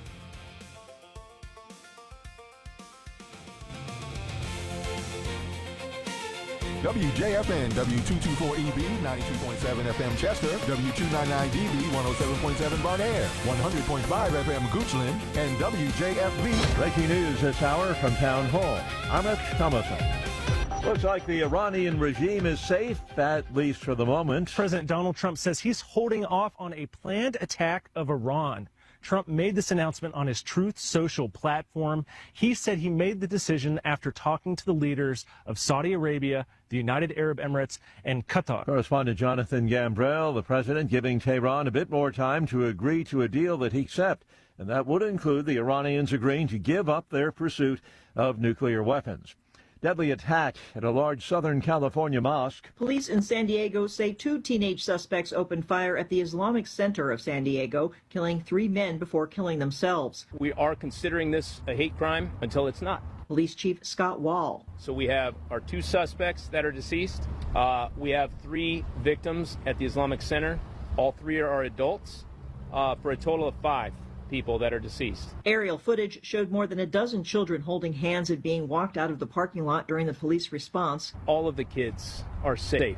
Wall says a security guard was among the victims and that the 2 suspects were found dead in a vehicle stopped in the middle of a road nearby. Audio courtesy KGTV. I'm Jennifer King. Service on New York's Long Island Railroad is slated to resume later today. A tentative contract ends a 3-day strike that closed the LIRR. Voters in several states are going to the polls today in primaries. In Kentucky, incumbent Republican Congressman Trump foe Thomas Massie being challenged by Trump-endorsed candidate Ed Galrine. Acting Attorney General Todd Blanche goes up to Capitol Hill today for his first congressional testimony since taking over at the Department of Justice. On Wall Street this morning, the Dow futures are down 81 points. The NASDAQ futures 200 points lower, and the S&P futures are down 30 points. More on these stories, townhall.com. Hey, I'm Kirk Cameron. Is health insurance eating up your budget for 2026? If you're looking for ways to better steward your finances, consider this: Christian Healthcare Ministries. It's a health insurance alternative at half the cost. Join CHM today by visiting chministries.org/wellness. While insurance companies tell you when to join, what to pay, and where to go, CHM is different. As a ministry, CHM allows you to share the burden of medical bills with other Christians. You can enroll, switch programs, or leave at any time. Christian Healthcare Ministries. It's a world of difference. CHM has 4 flexible programs. You can pick any certified doctor, surgeon, or hospital that you want for eligible care. So make the switch. Take your paycheck back from health insurance this year. Join CHM today by visiting chministries.org/wellness. That's chministries.org/wellness. An Ebola outbreak is spreading in the Democratic Republic of Congo. As deadly Ebola outbreak continues to spread, the Congolese government has sought to reassure people that its response teams are working hard to trace and investigate suspected infections, and that there's no need for panic. However, with cases now identified in new areas, including Nyakunde in Ituri province, Butembo in North Kivu, and the city of Goma, concern is inevitably growing. Meanwhile, in Bunia, one of the initial centers of the outbreak, an American doctor has tested positive after being exposed while treating Ebola patients. That's the BBC's Tom Bateman. The Congolese Health Ministry is reporting that there have been at least 131 deaths and more than 500 suspected cases. World Health Organization's declared the outbreak a public health emergency of international concern. The UN Health Agency plans to convene an emergency committee to advise on recommendations. Townhall.com. Golf's second major of the year has been won by an Englishman for the first time in more than a century. Aaron Rye's victory in this year's PGA Championship at Aronimink was a historic moment over 100 years in the making. To be, a person that's the first one to have won it in such a long time from England is an amazing thing and something to be extremely proud of. On Sunday, Rye became the first English-born golfer to win the PGA since Jim Barnes in 1919. Extremely proud. There's a lot of incredible and historic English players over those 100 years who have gone on to achieve incredible things and had phenomenal careers. The 31-year-old Rye is the first player of Indian heritage to win a major. I'm Gethin Coolball. Former Los Angeles Police Detective Mark Furman has died. He played a central role in the O.J. Simpson murder trial back in the 90s. Mark Furman was 74. More on these stories at townhall.com. Buddy Carter, warrior, great guy. President Trump and Buddy Carter are working to help Georgians keep more of what they earn by passing the largest tax cut in history, eliminating taxes on tips and overtime, and making the child tax credit permanent. Buddy Carter, warrior, great guy. From day one, Buddy Carter has stood with President Trump on his mission to make life more affordable for working families. But while President Trump and Buddy Carter were protecting our wallets, Congressman Mike Collins was abusing them. Congressman Collins is under federal investigation for misusing taxpayer funds to benefit himself and his cronies. According to the investigation report, Congressman Mike Collins, quote, may have violated federal law by shelling out government funds to one of his top aides. Georgia families have had enough of wasteful, corrupt career politicians. We just can't trust or afford Mike Collins. Paid for by Buddy Carter for Senate. I'm Buddy Carter, and I approve this message. Washington is wasting $500 million every year on a federal supervision system that doesn't work. Probation officers are overwhelmed. Resources are going to people who pose zero threat, while actual dangerous individuals slip through the cracks. The Safer Supervision Act stops the waste and refocuses every dollar on protecting families from harm. President Trump's own pollster found about 80% of Trump voters want this fixed. It's time for Congress to get this done. Stop the waste. Protect our communities. Visit safersupervision.com. Paid for by the Reform Action Fund. 1775 Coffee is giving away free starter kits. Try the dark or medium roast coffee with longevity blend, an infused blend with anti-aging supplements clinically proven to reduce biological age. When you purchase the first 2 bags, you'll receive a free 1775 starter kit, including a third 16-ounce bag of coffee, a matte black tumbler, a frother, a gold scoop, or a reusable K-cup filter. Just order now at 1775coffee.com/Godzilla and claim your free 1775 starter kit while supplies last. It's finally here, our second annual mega sale. This sale only comes around once a year, so take advantage of the best offers ever while you can. For example, save 50% on our Giza Dream bed sheets, as low as $29.98. And for the first time ever on TV, MyPillow mattresses and MyPillow mattress toppers, as low as $99.98. And you save 50% on our Lux Pure 6-piece towel sets. Regular $69.98, now only $39.98. And our best-selling standard MyPillows, regular $49.98, on sale for $17.98. Wait on it, mega sale, only $14.98. But wait, there's more. To make the mega sale even more special, when you order right now, your order's going to ship absolutely free. To take advantage of the second annual mega sale, go to mypillow.com or call 800-854-0504 and use promo code Godzilla. Ponder this. We intake oxygen every time we breathe, and breathing is how we stay alive. When God first created man, he breathed life into him. Our Lord also breathed spiritual life into his apostles and filled them with the Holy Spirit at the first Pentecost. Oxygen is a source of life both physically and spiritually. It's the same with fire. Oxygen is needed in order to keep a fire burning, which begs the question, are you on fire for the Lord, or has your spiritual oxygen been extinguished? To answer this, we must go to the source. The source of our spiritual oxygen is the Lord himself. Without him, there is no life within us. Those are his words, not mine. We are called to tap into this life source by baptism, daily prayer, and receiving the sacraments, especially Holy Communion if you are a Catholic, in the state of grace. If we tap into this life source every day, our lives will be filled with the love of the Lord, our spiritual oxygen. I'm Susie Kelly, and I am passionately Catholic. Money for the ballroom comes up for a vote. You're in Congress. Yay or nay? Right now, I don't feel it's a priority, but the president, I think we could get a lot of use out of it. There's 2 cards, red green. I mean, there's only Listen, two I points. bleed red. Are you going to vote yes or no for the ballroom? It's a simple question. Ola.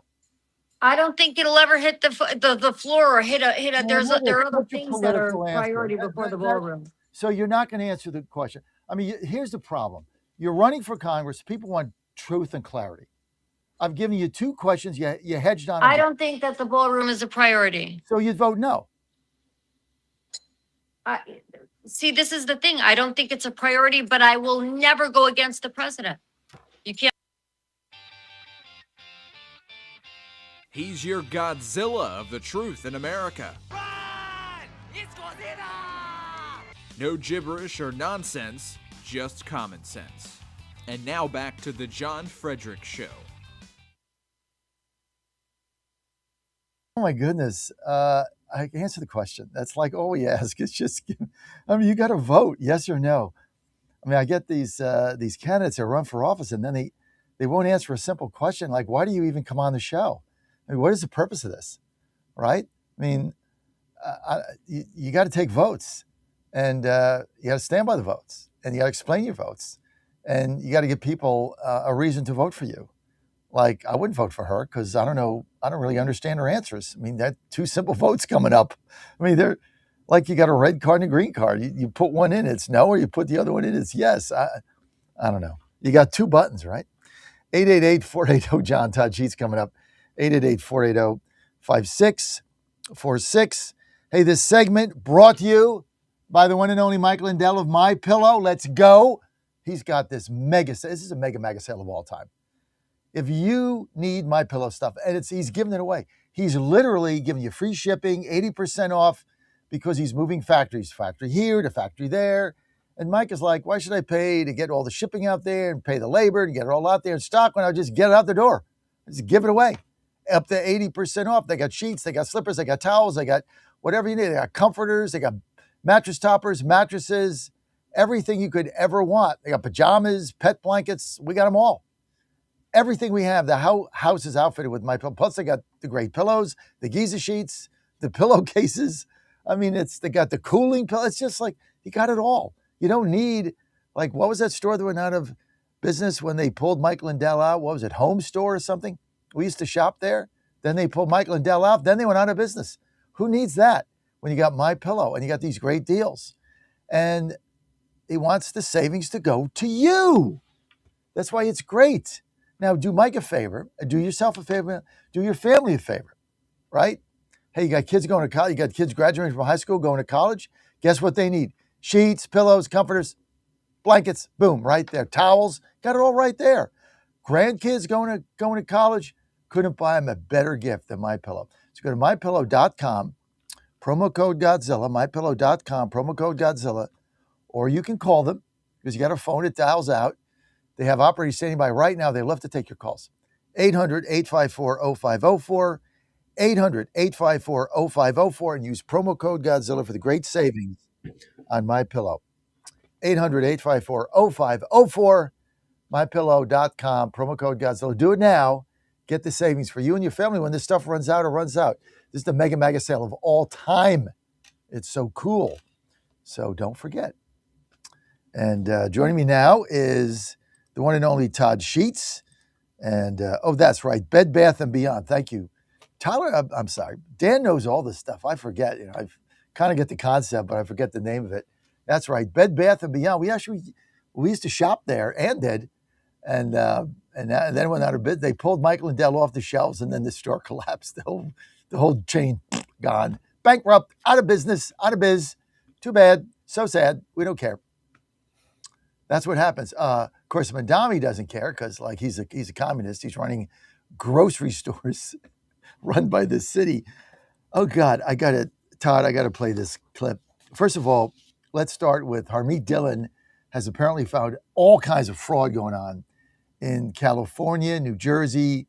In California, Todd, apparently, according to the Justice Department, so they had these people that would pay homeless people like $3 to sign a petition to get you on the ballot. And then they'd go and they'd pay them they'd get ballots, give it to them, fill it out. And they'd pay them to give them the ballot. The ballots are mailed to everybody. So ballots are like, on the counter in Starbucks and stuff. They just mail them in. And then in New Jersey, we've got illegal aliens voting, non-citizens voting in federal elections. I mean, the brazenness of the Democrats is something else, isn't it, Todd? Yeah, well, look, it's incredible. But, like we've talked about, we're at a time of regime change. And we've seen the far left working for their lifetimes to get to this point where they thought they were on the verge of turning this into a socialist country, and they still believe they are. They ran a couple of presidents under the notion that they were moderates, starting with Obama, who then governed far to the left. And then you had O'Biden, I guess we could call him, what I almost said. But then we had Joe Biden, who was a puppet for the far left when they actually were in control and implementing all of the policies to turn us into a socialist country, to overturn meritocracy and impose things like DEI, basically remove meritocracy from the system and turn it into a system of political privilege, being handed out by, for them, the Democrats, whoever's in power and that kind of thing. And so they're so close to that vision that they've been chasing their whole lives as they, emerged out of the colleges as students in the 60s and became young professors and took over traditional media and then slowly took over the Democratic Party, especially post-Clinton and that period of time, that they can taste it. And they know that Trump, is really the first conservative Republican to come in and stand up to what they were doing and push back and fight back and not be afraid to deal with it. And so that's why things are as hostile as they are. I mean, to me, we're in an environment much like the 1960s, where there's significant change on the table. The party and the ideas that have been in power for a while, which is now this radical left group, is fighting with everything they have to resist the change. And Trump is fighting with everything that he can to create the change and turn us back towards the Western liberal tradition. I don't mean liberal like we think of it now, but the classical liberal ideas that put the individual over the state, created property rights, free speech, capitalism, free markets, limited government, all of those kinds of things. He's trying to move us back in that direction, and they're going to fight with everything they have to preserve, what they think they've gained. That's what's going on. How will it end? I have a lot of confidence in America. The world knows that agenda, their agenda, is a failing agenda. As we've talked about before, if this was 175 years ago, there's a fascinating intellectual debate between Karl Marx and Adam Smith. But now the evidence is in. And Karl Marx failed everywhere it's been tried, at every degree, in every part of the world, at every time in history. And capitalism, especially the limited government capitalism we had to begin with for the first 130 years, but even the growing government version that we've had since the Depression, has outperformed everything by far. It was the first thing to lift people up off of the ash heap, individuals that weren't born to a life of privilege, political privilege or military privilege at the time. It lifted individuals up off the ash heap of history. It's continued to do so. And America, in spite of coming dangerously close to going the wrong direction, has always figured it out. You can look at these key moments, the Civil War, when we started to move in the right direction with slavery and race relations and those kinds of things. It took another 100 years and we're still working at it, but we figured out and moved in the right direction. The two world wars, bouncing back from the Great Depression. The civil rights movement in the 60s was a great movement with which those young radicals were behind, but they also destroyed the economy. And instead of letting it go off the cliff, we found Ronald Reagan. And so it's my belief, this is a great country for a reason, not only because of the founding ideals, but the people we have attracted and what they have accomplished under those ideals continues to draw people back to getting it right. So I just have confidence in the end we're going to get it right here. So let me ask you about what you think is going to happen in the House, because a lot of debate about, are the Democrats, obviously they're snatching defeat from the jaws of victory 2.5 weeks ago. My assessment of the Republicans keeping the House, Todd Sheets, was 0. Like, it was less than 0. Whatever infinity beyond 0 is, that was it. They had no chance. They only had to pick 2 seats up. But then when Virginia collapsed on them, rightly so, and then it looks like when it's all said and done, we're going to pick up 11 seats due to the new maps from the collapse of Section 2 of the Voting Rights Act in SCOTUS. I'm projecting 11 seats. Well, that's a difference of 15. Plus, we're going to win the seat in Maine. LePage is up by 20. So that's a done deal. So that's a flip for us. So they went from having to win 2 seats to like 17 or 18. And I know the economy's bad, and I know Trump's polling numbers are in the tank, but there's a big difference between picking up 2 seats and 18. What do you see here, Todd? Yeah, first of all, I agree with everything that you just said, and you've got a much better analysis and more in tune to that part of it than I am. But my rough sense of it, a less informed sense of it than yours, was identical to what you just outlined. These last 2 big events, mostly legal events, have significantly shifted things. And I'm also of the opinion that it's getting close to being too late on the economy and the war to turn things, but it's still not too late. And so, these inflation readings are the biggest issue I think that they've got to deal with right now, which is a result of the war. I think what we've got to encourage people to understand, these economic difficulties that are arising. First, they're arising on top of the affordability problem that Biden created. And then we've got to realize this is a much better way to pay for a very worthwhile war than it is to be losing, our young people and soldiers in battle at unacceptable numbers over there, which is really what Trump is trying to do. He is doing anything and everything that he can to avoid putting boots on the ground. And part of that is it's taking longer than it might if we put the boots on the ground. And so, I just think, I think there's still a chance that comes to a resolution. Once it does, I think the level of optimism about where things are headed, prices might still be high for a few months, but the optimism, that's going to switch around if we get a really positive result there. And I think this economy wants to take off. If we can keep interest rates from rising too much, the numbers that we're seeing out of the stock market, and they're a reflection of corporate earnings, and corporate earnings are a reflection of what's happening in the economy. And if that continues, the jobs are going to start coming in. We've seen some indication of that as well. So there's a bunch of things going on here. This is a long-winded way of saying there's still some time for those things to turn the corner and for there to be more momentum going into November than it feels like is possible now. Much like the legal analysis that you went through, where 1 minute, and this is the amazing thing about it, 1 minute you think you're dead, and the next minute it's like, oh my God, those guys are going to have a hard time beating us, kind of thing. So I think that those possibilities still exist with respect to the war and the economy. The only thing you said that I would quarrel with is long-winded. I found it to be cogent and concise. Well, I appreciate that.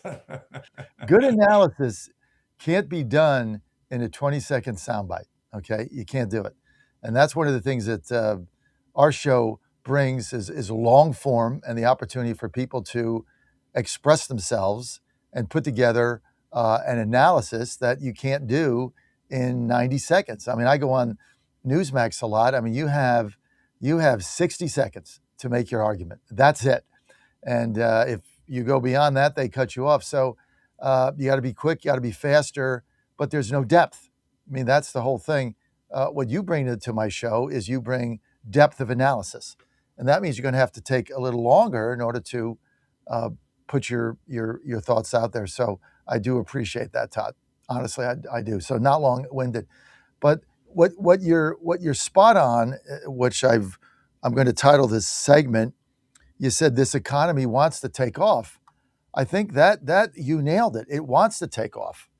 And, President Trump threatened another bombing and then pulled back on it. You have to think that every time he does this, there's some faction. You have to think there is some faction in Iran that doesn't want him to do that. Maybe it's not the governing faction, or maybe it's the secondary faction, or maybe it's a split. Now, I have no idea. But they're talking to somebody, right? They're not making this up. And I think maybe now we're at the point where, we can get a deal done and get out of there. Yeah, I sense that also.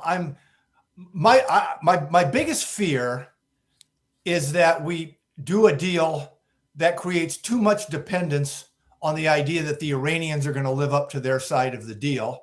And my greatest comfort is that I don't think Trump is going to make that mistake. And so I think if we do get a deal, I think it will bring a resolution to the two absolutely critical issues, which are the Strait of Hormuz, which has to be open unconditionally, and the nuclear materials. And then the third issue is we have to be able to do that without letting up on the sanctions to the point where we just give them the chance to rebuild. And that's why, I'm still of a mind, like, I get how hard things are out there. And I get that, many people like, our age, and if you own a home and you've got a stock portfolio, you're in a different situation than other people that are having to deal with this. But I would like to see us, if we have to, either go back in and take out infrastructure as needed until we can, cause them to give up hope and surrender, or stay with this blockade till we get to that point, so that we finally reach the resolution that we want. And it's not something, because what those guys want, they want to start selling oil again in the international markets and bringing revenue into the country. And they want a reduction of the sanctions that were in place before, that were putting the country on the verge of bankruptcy even before this war. And then they want to free up some of their assets that have been frozen around the world. And if they get those things, all that money is just going to flow right back into the IRGC, and they're going to go back to doing exactly what they've been doing for the last 50 years. So, I'm still of a hawkish kind of mindset on all of this, but realizing, there's a lot of competing interests here. And at the end of the day, having confidence, Trump has shown over and over again, he's not going to just fold. He's not going to just walk home. He gets all of these things, and I think he'll probably strike the best deal that he can for us. I agree with you, and I think it's going to be sooner rather than later. I think they realize everything. I'm going to get a cut here. Todd Sheets with us. Let's get to 9. Here is Steve Moore, basically saying we've got to get inflation down to 2%. Take a listen. Stephen Moore is an economist, and he joins me now. That's a fair question, isn't it? How do you cut rates when the yield on the 2-year Treasury is above 4%?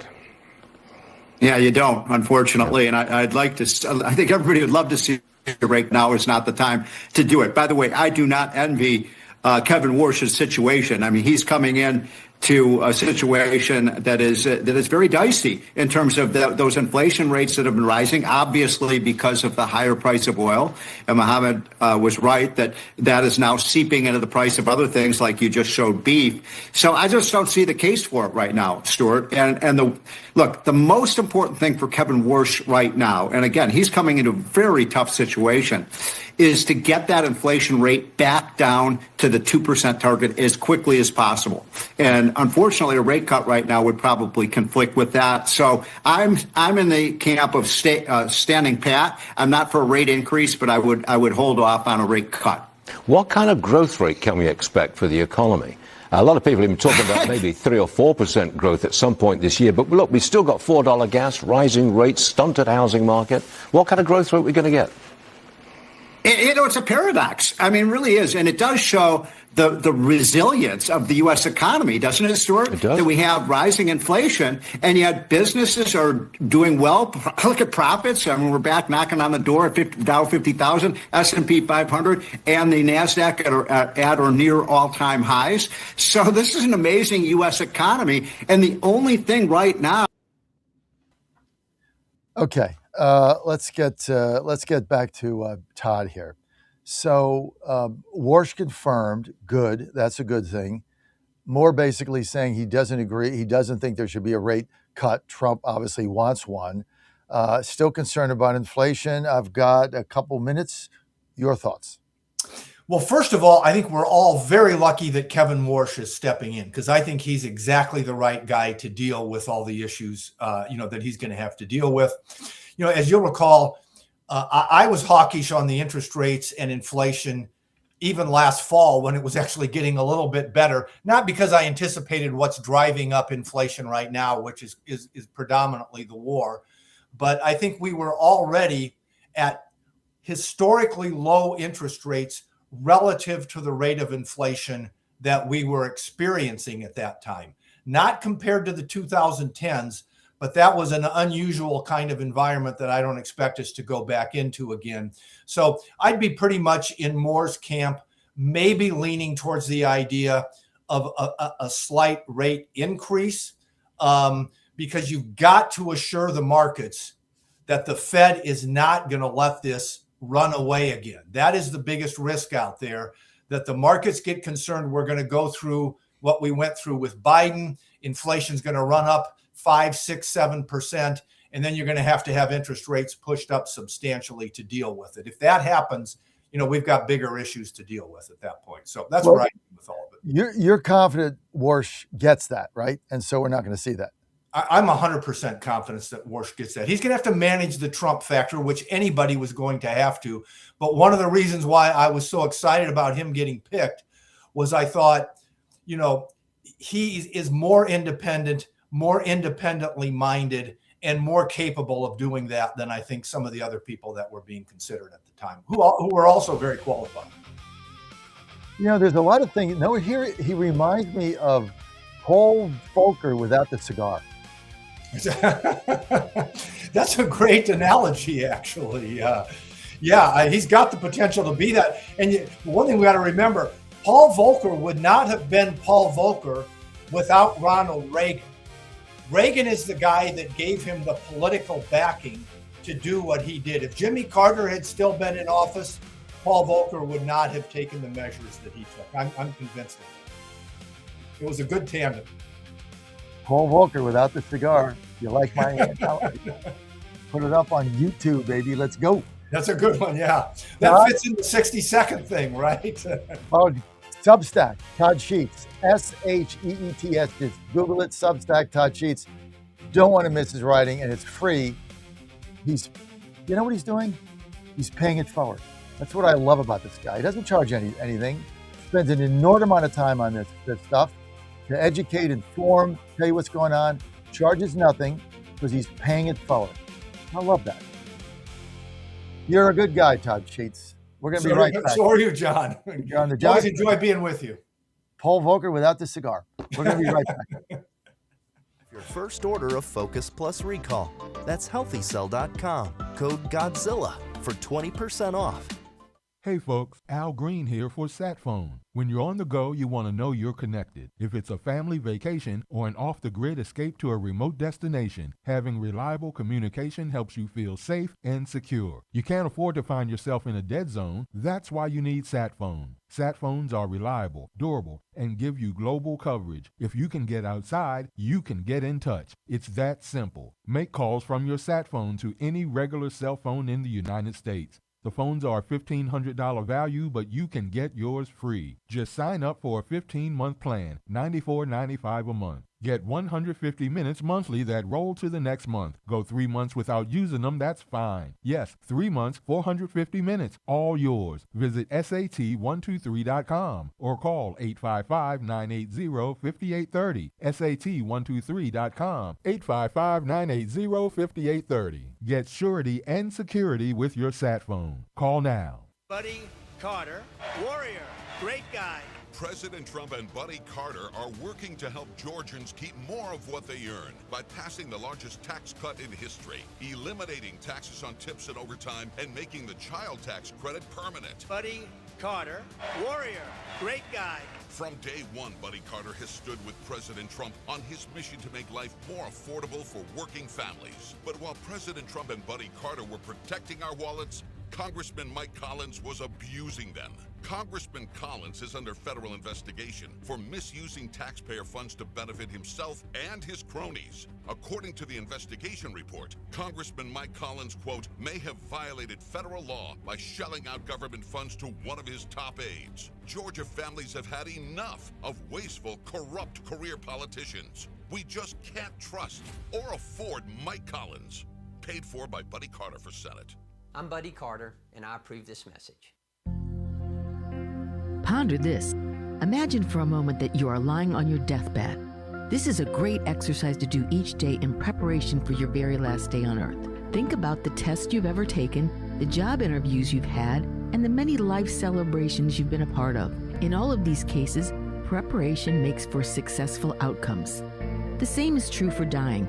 We must prepare every day for the day we are to die, in case today might be our last. Make sure you are right with the Lord first and foremost. If you are a Catholic, make sure you are in the state of grace by receiving the sacrament of confession often. Next, make sure you are right with your family, friends, and all those who are in your world. Apologize to those who have offended you and mend relationships that need healing. Make each day a preparation for your last day on earth, because it just may be. I'm Susie Kelly, and I am passionately Catholic.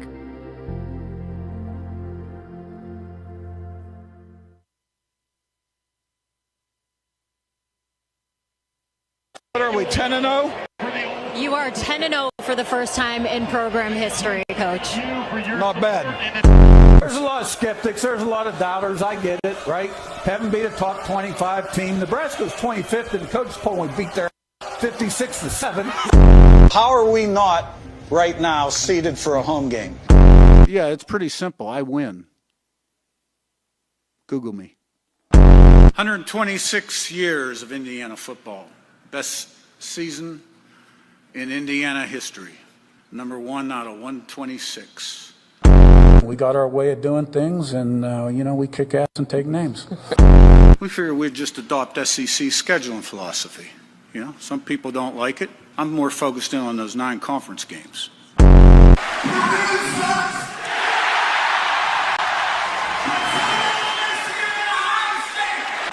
We had to wake some people up and create some excitement. And after all, this is the entertainment business, too. We don't just beat top 25 teams, we beat the shit out of them. Oh. I know you guys have been waiting for me to say something crazy. That wasn't quite crazy. Don't touch that dial. You've found your home of the truth. Do you solemnly swear to tell the truth, whole truth, and nothing but the truth? With the best analysis in America. You can't handle the truth. And now back to the John Fredericks Show. Oh my goodness, that is such a classic. Kirk Cignetti. Who are you? Google me, I win. I mean, that's one of the best lines in sports. Google me, I win. That's when he first got to Indiana, when they named him as coach. I think where did he come from? Shenandoah Valley, right? JMU. James Madison in Shenandoah Valley says, Google me, I win. I still think that was one of the best lines in a press conference ever. Well, who are you? Like, where'd you come from? James Madison, Google me, I win. Unbelievable. The guy is something else. Boy, we want winners. Next one we got to play is my good, one of my favorite coaches ever, Herman Edwards. I loved Herman Edwards on the Jets. I thought the guy got the shaft, just like Robert Saleh got the shaft, just like Rex Reed got the shaft. Anybody that coaches the Jets gets the shaft. They go right down in history. You got to go way back to like Weeb Eubank in 1969 when he beat the Colts. Every other coach of the Jets has got the shaft. I don't know what happens in there, but it never works out, right? 888-480-JOHN. We got Jim Pfaff coming up. But listen, don't forget my campaign for Ward 2 DC GOP chairman. We just had a mailer that hit today, so thank you for those that helped us get that out. Thank you for your donations. We really appreciate it. And we want you to come to our big event Jim Pfaff, you got to come with Myra. You got to come to our event. Tickets are only $50. VIP tickets $200. You got to come to our event. That is on June 16th. It is at the iconic City Tavern where George Washington would go get a beer there. We understand, and John Adams. So kind of a fun place to be. It's going to be a lot of fun. Now, tickets are $50, but look, we got an open bar. We've got plenty of food. If you ever do an event with us, we always have fun. We always have food. Jim Pfaff knows this. Plus, we got great speakers in our victory party. This is going to be June 16th, 6 to 9 p.m. Just go to makedcgreat.com. Makedcgreat.com. You can buy your tickets there, only $50. And guess who's going to be there? Morgan Griffith, Congressman, 9th District in Virginia. He's going to be there.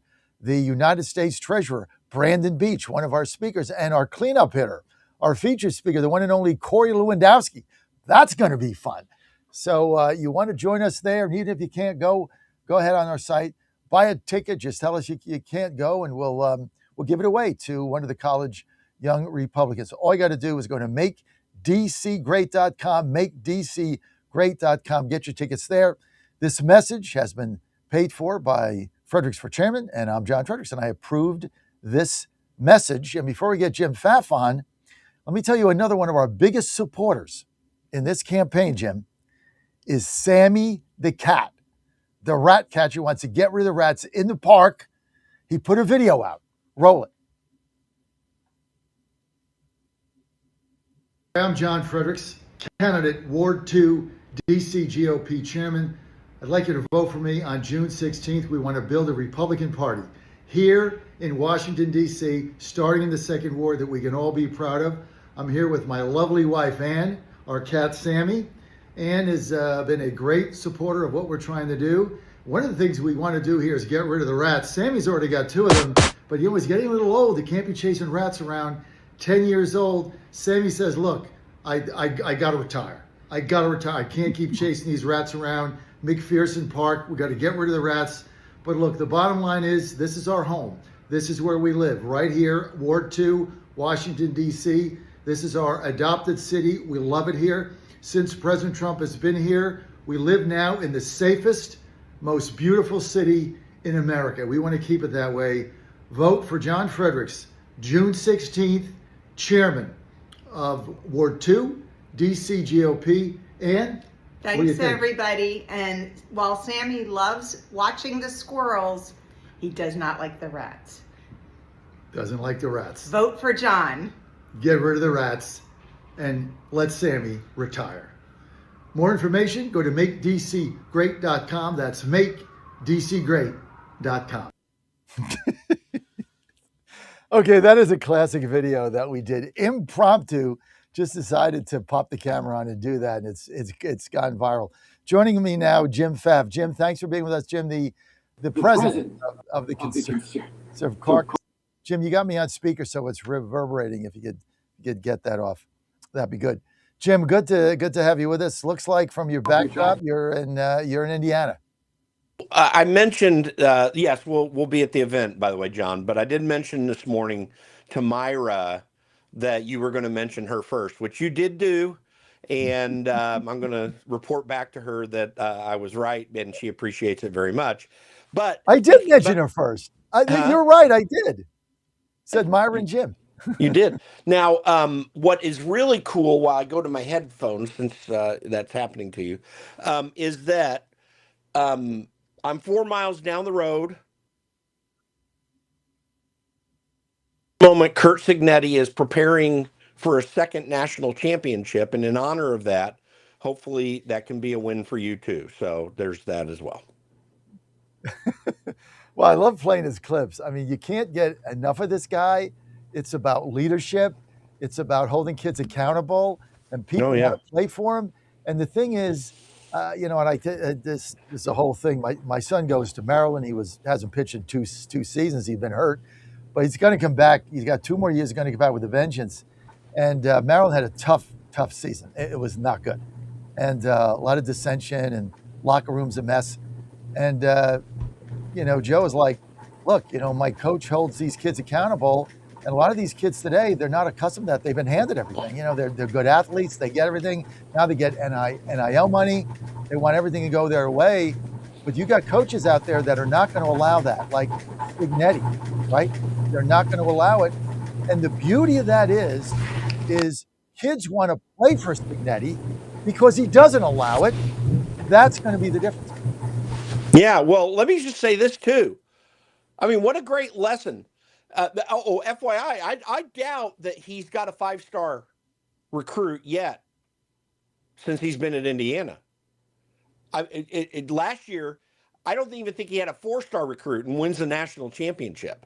So when you get into I was always for NIL because these kids have been taken total advantage of. Kent Benson, who was the one of the players on the Indiana's undefeated championship in 1976 for basketball, is a friend of Myron and mine. I mean, they use his image and that team's image all the time. They never get reimbursed for it. So I'm fine with NIL. What we needed desperately as this is coming into play is someone like Curt Cignetti who will utilize NIL, but what you get, like Josh Hoover, who's replacing Fernando Mendoza, came onto the field the first day and he was wearing a gold pair of cleats. And Cignetti sent him back to the locker room. He didn't put up with it. He embarrassed him, and he put him back in line. And it looks like he's going to be a good quarterback. But this is what's really interesting about this.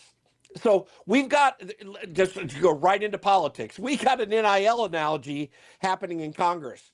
We have got congressmen who are trading stocks and with insider information making buttload of money. And then you got Mike Johnson just this last week mentioning, we haven't raised congressional salaries since 2009. And how are we going to attract the best people? What are you kidding? Are you kidding me? We're attracting all the people that you do in politics who don't have the attitude of a Curt Cignetti when it comes to winning. Donald Trump has the attitude of Curt Cignetti when it comes to winning. Republicans don't. And it really is frustrating as we go into November because all the advantages are on their side. So I admire and respect, I think we need to applaud people like Curt Cignetti, even in politics, and realize it's about the winning. It's not about the doing. It's not about getting, like as John Thune is saying, we got Democrats on the record about the SAVE Act. Well, I don't care. Yeah, how's I that could care do? less. I mean, I agree with you 100%. What does that do? We got Democrats on the record. Like, you won't get rid of the filibuster. You won't put it on the floor. You won't do anything. And you're telling me about tradition. You're an idiot because they're going to mash it in 90 seconds. It's unbelievable, but you're so It right. is. You're so right. And I like Mike Johnson, but I thought what he said was just appalling. Well, we have to do insider trading because we're not making enough money. I mean, that's the new thing here. I mean, this insider knowledge on this, what is it, Koshi or Yoshi, or what that betting site is, or Kalshi or something. I mean, people making, tens and tens of thousands of dollars with inside information on, what's going on inside the Department of War or whatever they're doing. I mean, all this stuff should be illegal. You can't be trading off this stuff. But for Johnson to sit there and say, well, the salaries aren't high enough, therefore to get here, one of the benefits is like stealing money. I mean, that's basically what he said. But no, that's exactly what he said. And I posted on this, and let me just tell you my personal story. When I was working for Tim Hulskamp, I spent 8 years on the Hill. I was a chief of staff. I was getting the top pay, which was not far below what members make. It's all public record. I'm not telling my personal life's out there on this. So I was making probably about 165. They make 174. I was at my own expense flying back and forth home. I did not live in D.C. at the time. Every weekend, I was flying back home to my family. My expense. I had to pay for my place in D.C. My expense. I spent $30,000 to $40,000 a year, almost the entire time that I was in D.C. on my own dime, and I still had a good living. At about 165, and they're complaining about 174 when their flights get paid. I mean, that was the biggest part of my expense. I cannot tell you how absurd it is. And he did. Here's the bad thing about Mike Johnson. He did that right after he did something really wonderful, which was said, we're going to shove Save America Act into reconciliation. He had just said it earlier in the week. killed it all when he's standing up for insider trading. And we do need to get rid of congressmen being able to buy stocks. I will say this. The only compromise to me that works is if you have to buy a mutual fund, which is managed by someone else, and you can't control anything that's in it because the mutual fund manager does that. And we may have to make restrictions, like they shouldn't be able to go into hedge funds where they could get influence in there. You can't allow this influence anymore. It is amazingly absurd. We have got congressmen still to this day doing NDAs and paying off people they sexually abused. And this seems shocking in the morning to hear. It still happens. They're doing it when they treat them bad. Just look at what we found out about Victoria Sparks, that she was trying to make a deal with an employee that she got rid of and pay him $60,000 cash to sign an NDA. The absurdity of these people in Washington, D.C. is beyond belief. And the American people really need to hear what I'm saying and stand up and say, we're done with you people. There are no good options with you people because we're $38 trillion freaking dollars in debt. You continue to do it, Republican and Democrat, for different reasons, mind you. Like, I don't know that Democrats are voting to put fraudulent money into the hands of their political benefactors like Democrats do, wantonly, brazenly. All they do is just make sure that that certain corporations get a special benefit through regulatory capture, and then they get their campaign checks from them. The absurdity of these people is amazing, and it is even more amazing and wonderful to behold that Donald Trump, a man who always had a reputation for being a playboy in New York City, is probably the most ethical of them all in his dealings. And I know a lot of Democrats are blowing up right now if they're hearing it, but it's a reality. He doesn't take a paycheck. He is pushing an agenda that the American people want faithfully, not perfectly, but faithfully, and he's not straying away from them. That's closer to the example we need. And I don't know a member of Congress who meets the real, at least I should say, I don't know a handful of members of Congress who meet the criteria that we want in members of Congress. Jim, let me ask you this. Let's talk about the SAVE Act, and then I'm going to get to Victoria Sparks, okay? But let's start with the SAVE Act. So Johnson trying to get this now into reconciliation. Give us your assessment. How real is that, and can it work, and can it pass? Well, it's tricky. I want to set this up by making sure that everyone knows that the Senate parliamentarian doesn't make the rules. All the Senate, and this is the whole issue, does it fall under the rules of reconciliation? Well, all the Senate parliamentarian does, who they look to, that makes a judgment on whether it follows the rules or not. The members are not bound to the parliamentarian. Democrats weren't. They passed Obamacare in parts of Obamacare, by telling they urged the Senate parliamentarian to say it was okay. I mean, it was the political thing. So the parliamentarian's not the final judge here. The members are. So that, just to set that up, on the rules of reconciliation, it's a close one on the Save America Act. But the way that Johnson was talking about doing it, I think just may get close enough to pass muster. Because what it would do, in effect, is say, listen, we're requiring these things of states, particularly when it comes to voter ID, and their expenditures related to it. So, which is just spending more money and a problem for me, but nonetheless, that gets down the path. But what this does is just reiterates the fact that Democrats who are going to get rid of the filibuster immediately when they come on board, by the way, illegally, because it requires a supermajority vote to change the rules in the Senate, but they're going to do it anyway. And then they're going to just push all this other stuff that they're talking about while we don't pass the Save America Act and get our elections back to the gold standard that the United States had for 230 years, until Democrats started meddling with our elections about 20 years ago, mostly through the courts, sometimes through consent decrees, like in Georgia, where Brad Raffensperger violated the Constitution and changed election law in Georgia because Article 2, Section 1, Clause 2 of the Constitution says the state legislatures set those rules. And then Article 1, Section 4 says Congress can regulate those rules further. So it's not a consent decree or some judge somewhere like in Pennsylvania when they changed their election laws in 2020. So we got to get back to the gold standard. Democrats have been twisting the law to get their way and to get something that works better for them. And we need our representatives to be making those decisions like the Constitution says. And so Save America Act needs to bring all this back in line, clean up all of the bad court decisions and all the legislatures that did things that are absolutely meant to create errors and to allow illegals to vote. And we got to do it now. And Republicans on an 80% issue, like if you got to work really hard to get this done in the Senate. But it's worth it when 80% of the people are supporting you. This is the absurdity of Washington, D.C. It's a cesspool. It really is. So we need, if it gets into reconciliation, right, then it goes, it'll pass the House. It goes to the Senate.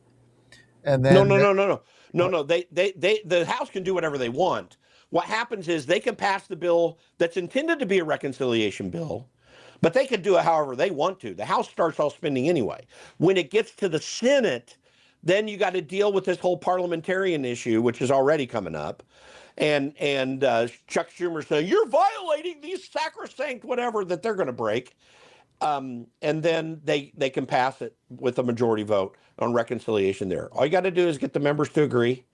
And then it goes straight to the president. So the reconciliation battle is... Can the vice president vote if it's 50-50? Oh, yeah, absolutely. So we need 50 votes because we already 50 votes. Lost 3. Murkowski's not voting for it. Collins is not voting for it. Tillis is not voting for it. So you're already -3, right? Mm-hmm. So there's your 50. You got to hold the other and maybe 50. McConnell. Yeah, probably McConnell. So, I mean, right, even that, I mean, we're at 49. Of course, the pressure on Collins will be intense because they'll pull all of her money. So, but, you know, she's already come out against it. And Murkowski, forget about it. And Tillis, forget about it. And McConnell's come out against it. So you got now, I forgot about him. You got 49 votes. Yeah, you may be. I mean, McConnell may come around. The other thing is, by the way, Susan Collins, if my friend Tim Scott, who's running NRSC right now, goes out and threatens Susan Collins to not vote for this, because he's the guy that he runs the show right now. That would be him and John Thune working together to tell her what not to do. Right now, it's evident. She's almost got a cakewalk developing in Maine because of this Graham what's-his-name that is a Nazi sympathizer and a radical leftist. And it's not playing well. They thought it was going to play well, and that's why they got rid of the candidate, which probably would have been a tougher challenge. Janet Mills. The current governor, yeah. But that may be developing, and frankly, she's in the red parts of Maine. She's going to get voters that love her if she would just move this thing. And that's the calculation they need to be making. I'm going to be very disappointed if my very good friend, Tim Scott, who I used to fly back and forth from Charleston, South Carolina when I lived there, and he's a great guy. I really appreciate him. If he does not help her make the right vote, that's going to be a real problem. They better not do that. Now, she may make it on her own, but if they try to tell her not to do it, they're betraying the American people. They can call it whatever they want. They're betraying the American people. They're not betraying Donald Trump, although they are. That's not my concern. My concern is they're betraying the American people. Donald Trump will be gone someday, but our elections will remain. And we got to get it changed now. So will Collins stand with us or not? I don't know. I think she might end up being persuaded under the right circumstances. But right now, she's got her feet dug in. She is not the kind of person we need from Maine representing Congress. It would be better if a Paul LePage, who actually may win that district, were able to get elected because that's a guy that was much better. LePage is up by 20. I mean, that thing's over. He's going to be the congressman. I mean, the concern I have with Collins is she's already come out against it twice. So how do you change that? You use the influence the other way. Instead of saying, no, don't do it, because you got to win Maine, John Thune and Tim Scott say, no, you got to make the vote or we're going to pull your money. That's how you do it. You need to do it for good. We're going to pull your money and you'll get nothing, and we'll let the other guy win. We'll let the Nazi win. I mean, that's it. That's the only way to do it. But you know what? McConnell might be your best bet. Oh, yeah. Well, yeah. But he's more bullheaded than any of them. Partly because he can't think anymore. And the Chinese run him. As my friend Peter Schweitzer has made very clear. I think that's strike three. Jim Pfaff, I want to thank you for being with us. People want to follow you, Jim. Where do they go? They go to theconservativecaucus.com, and I hope everybody follows me, but I know Myra follows you. I love Myra. So I'm going to send you the link to my event, and you got to bring Myra. So I'm going to send you that link. Now, don't forget, fill it out so we get a head count. We know you. I promise. I've got your text. I will follow up on it. Okay. Jim Pfaff, love you being on, sir. We'll see you soon. John Fredericks Media Network. And let's see who's coming up. Stephen Moore is next.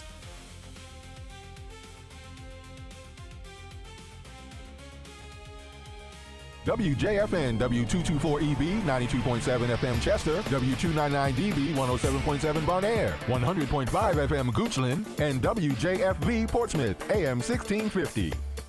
I'm Rich Thomason. Following an appeal by the United Arab Emirates, Saudi Arabia, and Qatar, President Trump has shelved plans to attack Iran, putting the attack on hold for now, allow some more time for diplomacy. The president demands Iran loosen its grip on the Strait of Hormuz and abandon its quest for nuclear weapons.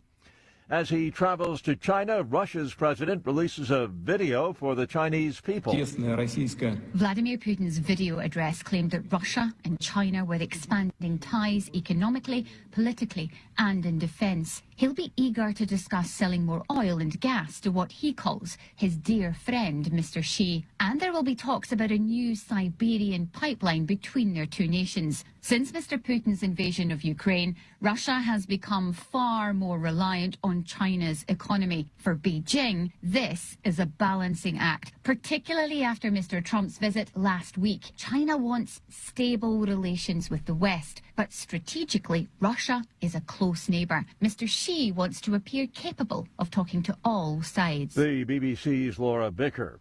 A security guard is among the 3 people killed. A shooting at the Islamic Center of San Diego. Police Chief Scott Wall says it's considered a hate crime.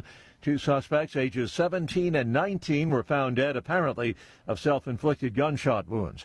Kentucky, among a half-dozen states holding primaries today. GOP Congressman Thomas Massey being challenged by retired Navy Special Forces veteran Ed Galrine, who's endorsed by President Trump. After 3 days, there is a tentative deal to end New York's Long Island Railroad strike. Partial service is expected to resume at noon today. Watching Wall Street, the Dow futures are down 109 points, while the NASDAQ futures are off 219. More on these stories at townhall.com. Progressive presents perfectly bad excuses for missing stuff to spend more time on your motorcycle. Hey, Tom, gonna miss the 5K. Gotta organize my vitamins. A, B, C. There's so many. D. Now that was a bad excuse. If you love your vehicle this much, get customized coverage from Progressive, America's #1 motorcycle insurer. Progressive Casualty Insurance Company and affiliates, not available in D.C. Spring cleaning isn't just for your house, it's for your life. If your job is getting old, it's time to clear the clutter and spring into IT. Go to My Computer Career. My Computer Career helped me get the skills and certifications I needed to start a new life as an IT professional in months, not years. Earn the certifications the top employers are looking for right now. Visit mycomputercareer.edu and take the free career evaluation to see if it's time to spring into IT. Financial aid is available to those who qualify, including VA benefits. The Trump administration goes to bat for a persecuted minority in South Africa. The State Department's informed Congress it now plans to admit up to 17,500 white South Africans into the U.S. by September as refugees. President Trump's insisted South Africa's Afrikaner minority faces systematic discrimination and violence, especially farming communities, as he did in an Oval Office meeting a year ago with South Africa's president. People are fleeing South Africa for their own kill. No. President Cyril Ramaphosa telling Trump in that meeting, people who do get killed, majority of them are black people. Ben Thomas, Washington. Rescue teams In Germany, searching for 3 people missing after a building collapse in the eastern city of Gerlitz near the Polish border. Police say a gas explosion may have caused the collapse. News and analysis, townhall.com. Federal jury is sided with OpenAI in a battle with Elon Musk, who says he will appeal. Musk was a co-founder of OpenAI when it launched in 2015 and went on to create ChatGPT. After investing $38 million early on, Musk accused OpenAI CEO Sam Altman and his top deputy of shifting into a money-making mode behind his back. The 9-person jury unanimously found that Musk waited too long to file his lawsuit and missed the deadline for the statute of limitations. The jury served in an advisory role, but the judge accepted the verdict as the court's own and dismissed Musk's claims. I'm Lisa Dwyer. Swatch's new Royal Pop Pocket Watch sparking chaos worldwide. The watchmaker says there's no shortage. Despite weekend crowds and brawls at stores, police in Paris had to break out the tear gas. Fistfight broke out in Milan. More on these stories, townhall.com. How much did you win at Rosie's Gaming Emporium? Hi, I'm Jared from Richmond. I won a $23,000 jackpot at Rosie's. I'm Tammy. I'm from Newport News, and I just won a $5,400 jackpot from Rosie's. Hi, my name is Kim, and I'm from West Virginia, and I won $99,000 jackpot at Rosie's. Are you ready? Learn more about Rosie's rewards and jackpots at rosiesgaming.com. Must be 18 or older. Problem gambling? Call 1-888-532-3500. Now more than ever, it's imperative to support companies that share our conservative values. That's why I can't be more excited to tell you that I've switched my family to Patriot Mobile. Patriot Mobile is America's only Christian conservative wireless provider. When you switch to Patriot Mobile, you shift your support away from the leftist, woke, progressive agendas of Big Mobile. Patriot Mobile's wireless service works perfectly and seamlessly as you go about your lives with exceptional nationwide coverage that uses the same towers the main carriers use. Patriot Mobile donates a portion of every dollar earned to causes you care about, to organizations that fight for religious freedom, First and Second Amendment, sanctity of life, and the needs of veterans and first responders. Patriot Mobile has plans to fit any budget, along with great discounts for our veterans and first responder heroes, as well as multi-line users. Switching is easy. Just go to patriotmobile.com/Godzilla or call their U.S.-based customer service team, 972-PATRIOT. That's 972-728-7468. Use offer code Godzilla for free activation. Washington is wasting $500 million every year on a federal supervision system that doesn't work. Probation officers are overwhelmed. Resources are going to people who pose zero threat, while actual dangerous individuals slip through the cracks. The Safer Supervision Act stops the waste and refocuses every dollar on protecting families from harm. President Trump's own pollster found about 80% of Trump voters want this fixed. It's time for Congress to get this done. Stop the waste. Protect our communities. Visit safersupervision.com. Paid for by the Reform Action Fund. Trouble concentrating or recalling information is frustrating, embarrassing, and kills productivity. Nutrition company Healthy Cell created Focus and Recall to boost your brain power. Unlike other supplements that don't work, Focus and Recall is not a pill. It's a gel you swallow with ultra-absorption of science-backed ingredients to help you immediately sharpen focus, concentrate longer, and strengthen recall. Go to healthycell.com and use code GODZILLA for 20% off your first order. Risk-free. Love it or your money back. Guaranteed. Healthycell.com. Code Godzilla. Buddy Carter, warrior, great guy. President Trump and Buddy Carter are working to help Georgians keep more of what they earn by passing the largest tax cut in history, eliminating taxes on tips and overtime, and making the child tax credit permanent. Buddy Carter, warrior, great guy. From day one, Buddy Carter has stood with President Trump on his mission to make life more affordable for working families. But while President Trump and Buddy Carter were protecting our wallets, Congressman Mike Collins was abusing them. Congressman Collins is under federal investigation for misusing taxpayer funds to benefit himself and his cronies. According to the investigation report, Congressman Mike Collins, quote, may have violated federal law by shelling out government funds to one of his top aides. Georgia families have had enough of wasteful, corrupt career politicians. We just can't trust or afford Mike Collins. Paid for by Buddy Carter for Senate. I'm Buddy Carter, and I approve this message. Bad decisions limit future options. Make enough bad decisions and you will destroy your life. Listen to The Flatline with your host, Rick Hughes, every Sunday morning on the John Fredericks Radio Network. The Flatline describes a main line of resistance in your soul, built on God's Word. Join us every Sunday morning for 30 minutes of inspiration, motivation, and education, all without manipulation. That's The Flatline with Rick Hughes, heard here every Sunday at 8:30 a.m. on the John Fredericks Radio Network. You play to win the game. Hello? You play to win the game. You don't play to just play it. That's the great thing about sports. You play to win. And I don't care if you don't have any wins. You go play to win. When you start telling me it doesn't matter, then retire. Get out. Because it matters. He's the voice of Virginia. No, you can't. You have one of the worst voices I've ever heard in my life. And the commander of common sense. Fire at will, Commander. Now back to the John Fredericks Show. You got me on the John Fredericks Media Network and all the John Fredericks radio apps. Thanks for being with us. Coming to you live from the nation's capital. Truth and clarity right here. And I am your Godzilla of the Truth in America. Press conference today, 1 o'clock. I'll be there. J.D. Vance, Vice President Vance, going to be running that. Marco Rubio ran the last one. This is while Caroline Leavitt is on maternity leave. So I guess the objective here is to just rotate Rubio and Vance, give them equal time in front of the cameras, as both of them are very likely to be presidential candidates in 2028. First, we've got to get through the midterms, though. So J.D. Vance today, and of course that briefing room has become an absolute zoo. You got to get there now like 2 hours early to just get a standing spot.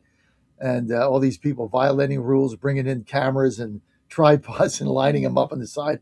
It's just really an interesting, it's turned into a ridiculous clown show in there. It's always been bad, but now it's even worse.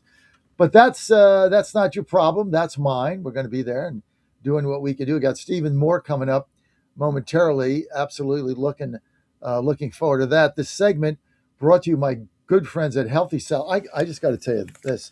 I slept like a baby last night. I went to bed after the second period of the hockey game. No idea what that was, 9-ish.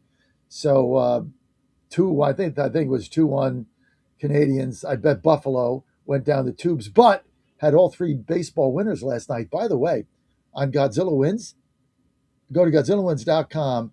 I put my picks up there about sometime between 4 and 5 o'clock every day.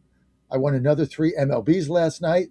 I won 9 out of 10 baseball games. When I get on a heater, you want to follow me like crazy. I am right now. I'm red hot in baseball, and didn't win the Sabres game last night at home, but won 3 out of 4, all 3 MLBs winning, and I've won 9 of my last 10 baseball picks. So you want winners? It's always free. Out of the goodness of my heart, just go to GodzillaWins.com, GodzillaWins.com. You're going to get it there. But I slept like a baby last night with my REM sleep. Unbelievable. I take this thing, you dream like crazy. Here's the good news. It puts you in the deepest sleep you can have. It supports all 4 phases of sleep, including the deepest sleep, 4, where you dream, and that's where you get replenished. And then that clock goes off at 4 a.m. I jump out of bed, actually 3:45. I jump out of bed, ready to go, do push-ups, only because I'm getting a great night's sleep. Now, I don't sleep 8 hours a day. I'm getting up at 4 in the morning, right? I mean, come on. But you get 6.5, maybe 5:45, but it's got to be a deep sleep. And in order to do that, I take my REM sleep, all natural. Is the best thing you could do for your health, for your attitude, for your body, especially as you get older. You need that sleep. Just go to healthycell.com, healthycell.com, promo code Godzilla. That's going to get you 20% off. REM sleep, best thing for you, your family, best thing you would ever do for yourself. So, you know what? And then if you go to Godzilla Wins, you get REM sleep. I give you nothing but winners. I mean, you're good to go. Winners and sleep, it's all good. Joining me now, speaking of winners, Stephen Moore is with us, economist and co-founder of Unleash Prosperity. Steve, it's great to have you. Hey, John, great to see you. Thanks so much for having me this morning. Steve, we do economics on the show a lot. I always run your clips when we can find them. You're doing a super job. I just ran one earlier about your view on Kevin Warsh and the fact that you don't want him to lower interest rates, although he'll get pressure from the president. And I called Warsh Paul Volcker without the cigar. What do you think? Elaborate on why you think rates should hold steady, Stephen Moore. Well, first of all, Paul Volcker, who was the chairman of the Fed back in the late 70s and early 80s, was the hero who broke the back of inflation along with Ronald Reagan. Remember, in the 70s under Nixon, Ford, and Carter, we just had accelerating inflation every year. And so Paul Volcker is a big hero of mine. Kevin Warsh is going to be an outstanding Fed chairman. He gets it that what you need from a monetary policy is the reason you have a currency is to keep it stable in price. So it's a store of value and it's a means of exchange. And a currency can't be a means of exchange, John, if it's going up and down and up and down and up and down in value. So he is going to make the dollar as good as gold. I think it's going to be very difficult for him and probably unwise at this point to lower interest rates, because when you lower interest rates, you're flowing more money into the economy. We already have an inflation problem. That's, with prices now rising about 4%.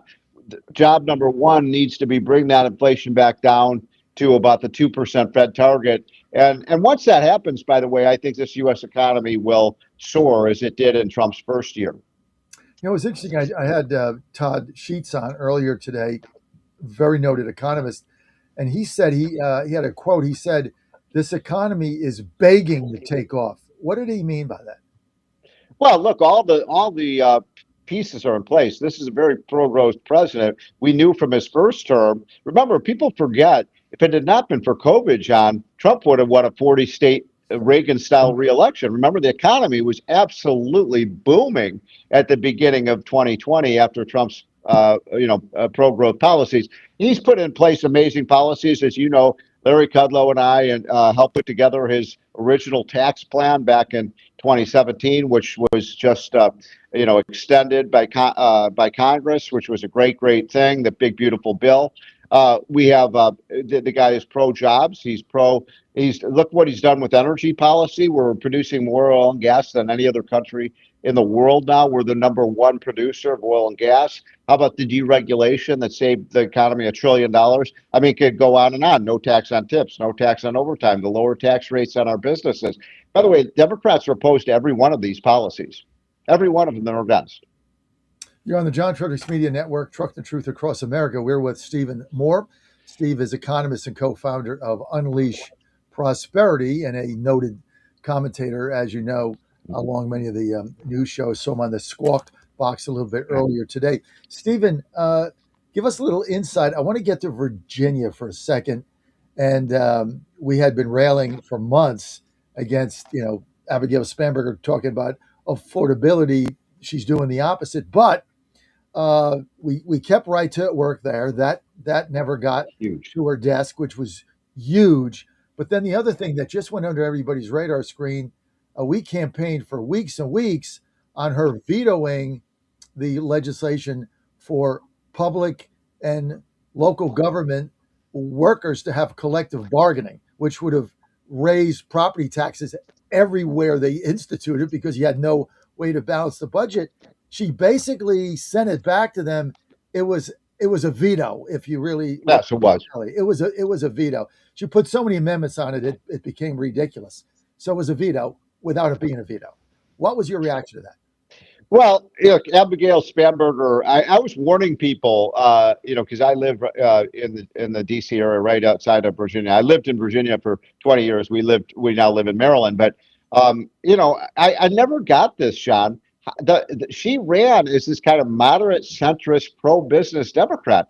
And I'm thinking, what the hell is the media talking about? She voted 95% of the time with Nancy Pelosi in the House. How in the world was she a centrist Democrat? And I warn people, look, if she gets in, she's gonna govern like Barack Obama and Joe Biden. Well, unfortunately, I was exactly right. She wins this big election as the senator. Oh, I'm a pro-business Democrat. And then what happens, John? The first thing out of the gate in the first week of the office, at one left-wing policy after another, and supporting tax increases, 15 tax increases for walking your dog, for dog grooming, for taking an Uber or Lyft. I mean, and people were angry that they said this isn't what we voted for. And so I've never seen this. Her popularity went from about 70% when she was elected almost down to about 30% because people said she lied to us. Right. So I think she's trying to look, I don't like to get into people's motives, but I think she's trying to rehabilitate herself after this. Have you ever seen a fall from grace like this? No, never. In less than 90 days. Yeah. I mean, it was unbelievable, and no one expected her to veto that collective bargaining agreement. In fact, she did it. She never even told the majority leader, Scott Sorovel, or told him, we flooded her office. We were campaigning here, just advocating against it forever, giving her phone number out. Apparently, they were flooded with calls.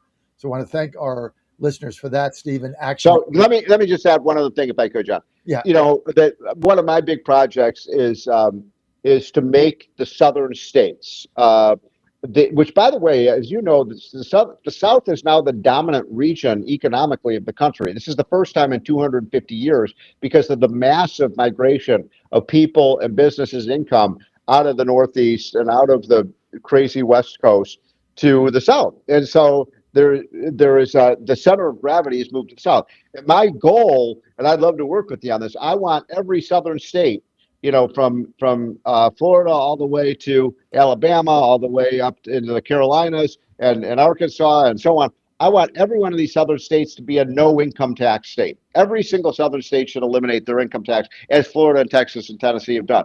The other thing is that of the like 12 major southern states, 11 of them, all of them are right to work states. Every one of them it does not force a worker to join a union. I'm not anti-union. I'm against people being forced to join a union and pay dues against their will. I think you probably feel the same way.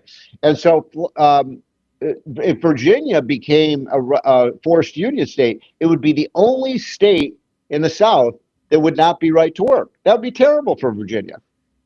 Would you put West Virginia in that southern state strategy? Yes, and West Virginia is moving in the right direction in all sorts of areas. They're lowering their taxes. They are right to work. They are, they're one of the poorest states. I mean, one of the interesting things is, remember, you know, you and I have been in this game a long time. You look at the states like West Virginia, Arkansas, Alabama, Mississippi. The left used to thumb their nose at those states. Oh, they're the flyover states. They're the backwater states. Now, people are moving from California and New York to Arkansas. They're moving to West Virginia. They're moving to Mississippi. That's how bad it is in the Northeast today with the anti-business policies that even the states that were once laughed at are now growing and taking the rich people out of the states like California and New York. It's amazing. People should go with vote. We have a website, John, called Vote With Your Feet. And just Google Vote With Your Feet, and you can match up any two pair of states. You can click on California and you can click on Virginia. It'll show you, guess which direction people are going. People are leaving California, they're going to Virginia. Put in New York and Florida. 1 million people left New York for California. I mean, have left New York for Florida. And you can see where people are moving to or from. It's a fun and educational experience to go to Vote With Your Feet. Stephen, when we get to the census in going into 2030, are we eliminating counting illegal aliens? Well, it looks like hopefully we will do that. I mean, the Constitution is pretty clear about that, especially for congressional seats. But also, you know, you mentioned the 2030 census. It is going to be enormously impactful because going back to what I was just saying about the mass migration of people out of the Northeast, New York, the people that live in New York, they're leaving New Jersey, they're leaving Connecticut, they're leaving California, they're leaving all of those high tax states. Illinois, my home state. I'm from Chicago. We're losing population all the time. And where are they going? As I said, they're going to these southern states. So here's the thing. California and New York, if they do the census honestly and don't count the illegal immigrants, those two states could lose 10 congressional seats. Just those two states. So we're seeing a change in the center of gravity of the political power in America too, away from the Northeast and away from the big blue states to the red states that are more pro business. You know, it's interesting. I was talking about this earlier. Our youngest son, he was 22 now. He was 20 at the time when he said this. Pitches for the University of Maryland, said that by the time I'm done with baseball, there's going to be two Americas. There's going to be the South and there's going to be the North. There's going to be red. And he said every red state, he said the same thing. They'll have no income tax, Republican governor, Republican state house, and you get protected from the federal government, which will be controlled basically by the blue states. And so everybody will just, like you said, move with their feet to the South. And you'll basically be defended against whatever the federal government decides to do here where I live. Yeah, except that, I mean, he's exactly right. I mean, that's I'm writing a book right now called Divisible. And, we need to, in fact, another thing we need to do is allow states to redraw their line. For example, in Maryland, where I live, there's a big county right on the West Virginia border. It's 200 miles from Baltimore. It has nothing to do with Baltimore's could be across the universe. And yet this county wants to be part of West Virginia. It doesn't want to be part of Maryland. Well, why not let them? Same thing in you go out west. You've got Idaho. The Eastern Washington wants to get out of Washington. They're contiguous to Idaho. So why not let them redraw the line so you have self-determination? People should be able to be in the state as long as it's contiguous that they want to. So this is happening all over the country. In Southern Illinois, people, I grew up in Illinois, as I said, Southern Illinois goes all the way down into the South. And so the southern region of Illinois would like to get out of, they don't want to be dominated by Chicago politicians. So Kentucky. That's right. Exactly. Yeah. No, and the Maryland thing's real because there was actually a bill, Senator Chris Rose from Fairmont, Republican, introduced a bill and had tremendous traction on getting this one Maryland county into West Virginia. I go all their time. It's an area that is geographically, politically, and culturally. Well, in fact, I go there. I keep saying, "Oh, I love West Virginia." People say, "No, this is Maryland." I'm like, "What? They don't want to be part of Maryland." And so why not let people? And it's very embarrassing to the blue states because what blue states really are is just a conglomeration of big liberal blue cities. And John, look at what's happened to Los Angeles. Heartbreaking. Look what's happening in New York. Heartbreaking. Look what's happening to my home city of Chicago. I mean, I love Chicago. It's being destroyed by progressive left-wing policies. And so that's blue state America, folks. It's those cities that dominate. I think Los Angeles, I don't know if you're following it, I think Los Angeles is so lost, they may elect a Republican mayor. It could happen. Yeah. Although Bass is way up in the I know, but she's horrible. She let the Pacific Palisades burn. She burned down thousands of houses. I mean, if they ran out of water, how do you run out of water when you're on the Pacific Ocean? You can't make this stuff up, Stephen. Right. It's just crazy. Now, tell us again about your new work coming out, the book. What is it called? Well, first of all, I want people to go to, and I know you get it, John, I want everyone to go to Unleash Prosperity and sign up for our free hotline every morning. It costs you nothing. It's free. Newt Gingrich says it's the first thing he reads every morning. Just go to, I'm sure you're getting it, John, but it's unleashprosperity.com. Just hit on hotline. We'll send it to you for free. It costs you nothing. I just want everybody on your show to be the smartest person in the room when it comes to politics and the economy. And you can read it in 5 minutes every morning. And then this book that I'm working on, I'm about halfway through it, is really how the red states are coming to dominate politically. Now, here's the problem, John. You know this.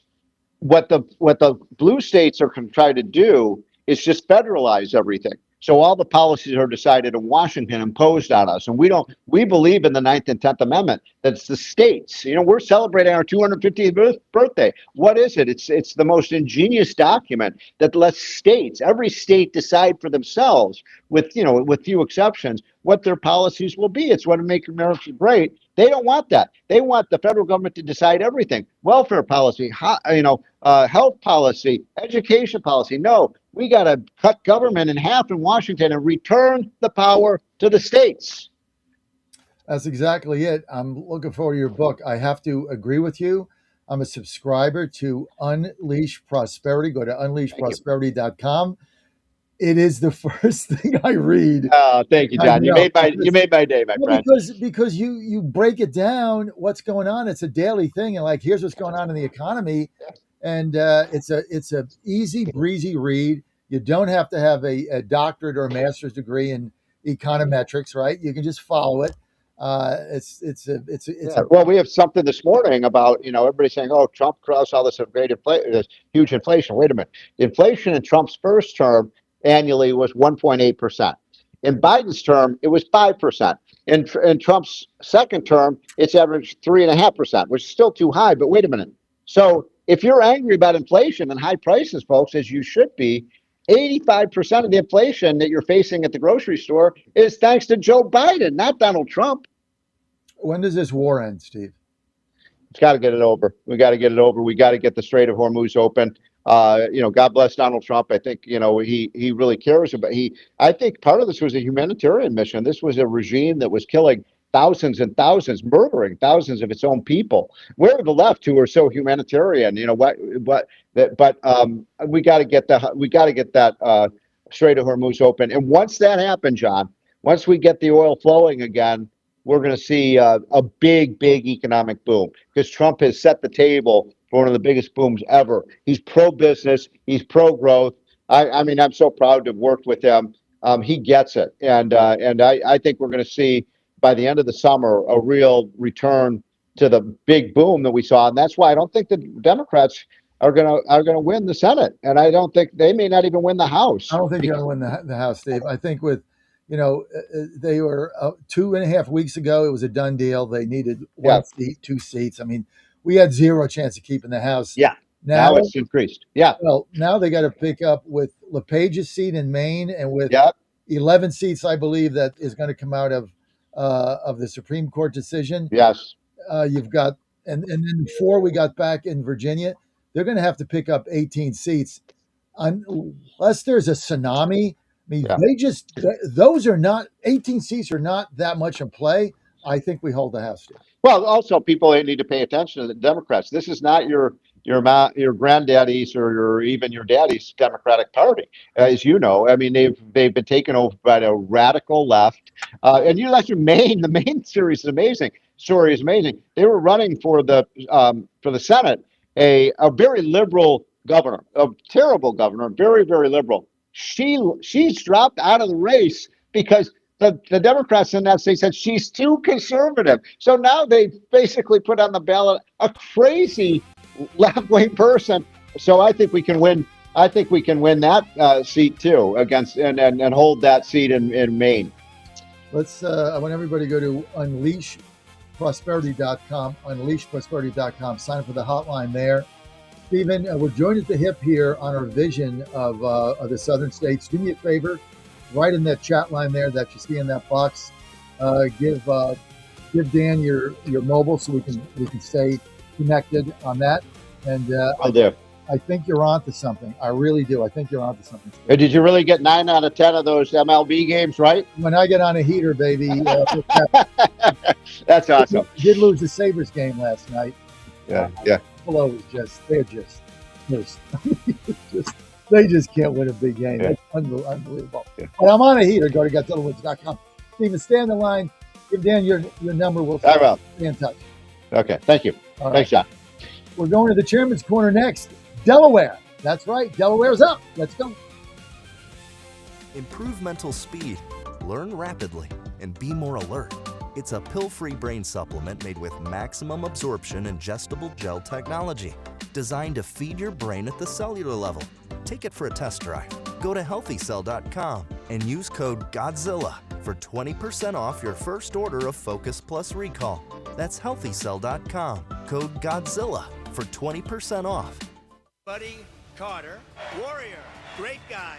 President Trump and Buddy Carter are working to help Georgians keep more of what they earn by passing the largest tax cut in history, eliminating taxes on tips and overtime, and making the child tax credit permanent. Buddy Carter, warrior, great guy. From day one, Buddy Carter has stood with President Trump on his mission to make life more affordable for working families. But while President Trump and Buddy Carter were protecting our wallets, Congressman Mike Collins was abusing them. Congressman Collins is under federal investigation for misusing taxpayer funds to benefit himself and his cronies. According to the investigation report, Congressman Mike Collins, quote, may have violated federal law by shelling out government funds to one of his top aides. Georgia families have had enough of wasteful, corrupt career politicians. We just can't trust or afford Mike Collins.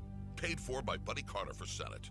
I'm Buddy Carter, and I approve this message. Now more than ever, it's imperative to support companies that share our conservative values. That's why I can't be more excited to tell you that I've switched my family to Patriot Mobile. Patriot Mobile is America's only Christian conservative wireless provider. When you switch to Patriot Mobile, you shift your support away from the leftist, woke, progressive agendas of Big Mobile. Patriot Mobile's wireless service works perfectly and seamlessly as you go about your lives with exceptional nationwide coverage that uses the same towers the main carriers use. Patriot Mobile donates a portion of every dollar earned to causes you care about, to organizations that fight for religious freedom, First and Second Amendments, sanctity of life, and the needs of veterans and first responders. Patriot Mobile has plans to fit any budget, along with great discounts for our veterans and first responder heroes, as well as multi-line users. Switching is easy. Just go to patriotmobile.com/Godzilla or call their U.S.-based customer service team, 972-PATRIOT. That's 972-728-7468. Use offer code Godzilla for free activation. Washington is wasting $500 million every year on a federal supervision system that doesn't work. Probation officers are overwhelmed. Resources are going to people who pose zero threat, while actual dangerous individuals slip through the cracks. The Safer Supervision Act stops the waste and refocuses every dollar on protecting families from harm. President Trump's own pollster found about 80% of Trump voters want this fixed. It's time for Congress to get this done. Stop the waste. Protect our communities. Visit safersupervision.com. Paid for by the Reform Action Fund. Bad decisions limit future options. Make enough bad decisions and you will destroy your life. Listen to The Flatline with your host Rick Hughes every Sunday morning on the John Fredericks Radio Network. The Flatline describes a main line of resistance in your soul, built on God's Word. Join us every Sunday morning for 30 minutes of inspiration, motivation, and education, all without manipulation. That's The Flatline with Rick Hughes, heard here every Sunday at 8:30 a.m. on the John Fredericks Radio Network. If you want to go after an athlete, one of my athletes, you go after one that doesn't do the right things. You don't downgrade him because he does everything right and may not play as well on Saturday, and you let us make that decision. That's why I don't read the newspaper, because it's garbage, and the editor that let it come out is garbage. Attacking an amateur athlete for doing everything right. And then you want to write articles about guys that don't do things right and downgrade them, the ones that do make plays. Are you kidding me? Where are we at in society today? Come after me. I'm a man. I'm 40. He's your Godzilla of the truth in America. Run! It's Godzilla! No gibberish or nonsense, just common sense. And now back to the John Fredericks Show. You're on the John Fredericks Radio Network and all the TV stations. You can get me on Smart TV, Roku, Fire Stick, Apple TV. It's all there. Plus JFMN.TV. Thanks for joining us today. Truth and Clarity. I am your Godzilla of the truth in America. And guess what? It's time for Chairman's Corner. That's right. Every week we get on a state chairman of the Republican National Committee, which is basically going to be crucial to our prosperity going forward and our ability to be successful. Gene Truano is going to be with us today. Gene is the chairman of Delaware. And boy, what a mess Delaware has turned into. And Gene trying to change things around. One of these days, we're going to get a Republican attorney general there. We almost did with his predecessor. And they got the turnout of Republicans in Delaware up to 75% when it was at 25%. So they're doing all the right things, building a grassroots party in Delaware that Delaware Republicans can now be proud of, almost since the Governor Pierre DuPont days. I remember when Gene, I remember when DuPont ran for president in 1988, and I was with the Jack Kemp campaign, and DuPont was the biggest problem we had because he split our vote in half, and he was a great campaigner.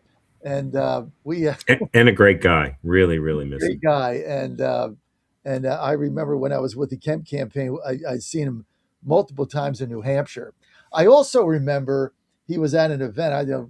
I'm older, Gene. I'm 68. I forget the event. I was a young man, and this is the first time I really understood this.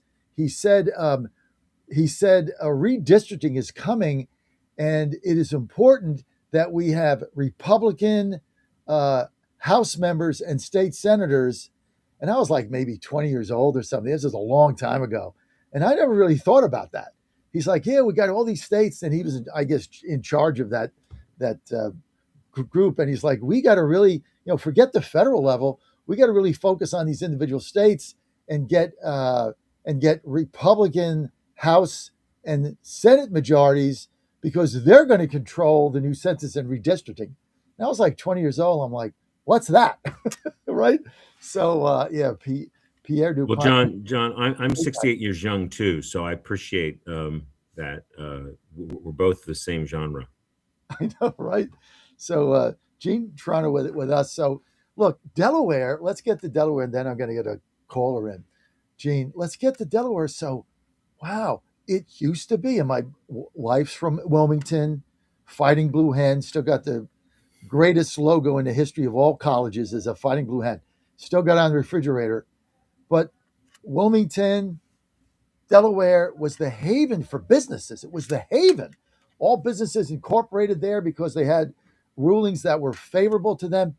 Now, you've lost in the last, 24 months, you've lost trillions and trillions of dollars of corporate market cap flowing out of Delaware to Texas or Florida or Tennessee. What happened? So that's being referred to now as Dexit, DE, Delaware exit. And I think it started, maybe started before, but I think the Elon Musk lawsuit and the Court of Chancery decision, he just said, well, I'm not going to take this anymore, so I'm going to get up and leave. And following him were most recently Dell, Coinbase, and the list of household Fortune 500 companies and fintechs it's phenomenal. I have to kind of just caveat that we still have 2/3 of the registered corporations in Delaware. Delaware was always the corporate haven because of our Court of Chancery and because of a lot of the environment. But that's being slowly eroded because of policies by radical judges, and I think it's a wake-up call. We in the Delaware Republican Party are obviously calling that to the attention of voters. Is like one-party rule, which we're almost there in Delaware, of all Democrats controlling the House and Senate, will be devastating because of these kinds of things, these kinds of policies that make big companies leave. And just like Pete DuPont said, we're focused this cycle primarily on the local races. We need to win seats in the House and Senate. We have a strategy to do that. I'm excited. We've got a lot of momentum, and we've hired a lot of people that are going to do just those exact same things. When you just to our national audience, Gene Toronto is with us. Gene is the Republican state chairman of the nation's first state, Delaware. Also, my wife from Delaware, Fighting Blue Hen. So when you talk about the court chancery, which is the apparatus you had in place that brought all the corporations in, explain to our national audience exactly what that is and how that worked. So our Court of Chancery is a court of equity. A lot of states have combined law and equity courts, but Delaware had carved out a specific court for equity matters. And one of the primary equity matters they resolve are corporate issues between shareholders and management. The business judgment rule was kind of, I think, cornered in Delaware. Other states like New York have good, strong laws, but Delaware had really carved out that niche for decades, even when I can remember when I was a small child, like you mentioned earlier, but also even when I went to law school and learning about Delaware law. And it created consistency for corporations to understand, what's going to happen if I do this, or what's going to be the result, so that they would know exactly how to deal with certain situations. And that consistency, obviously, just as the stock market goes, is that corporations can feel confident they are going to know, what are the guardrails and what are the outcomes going to be.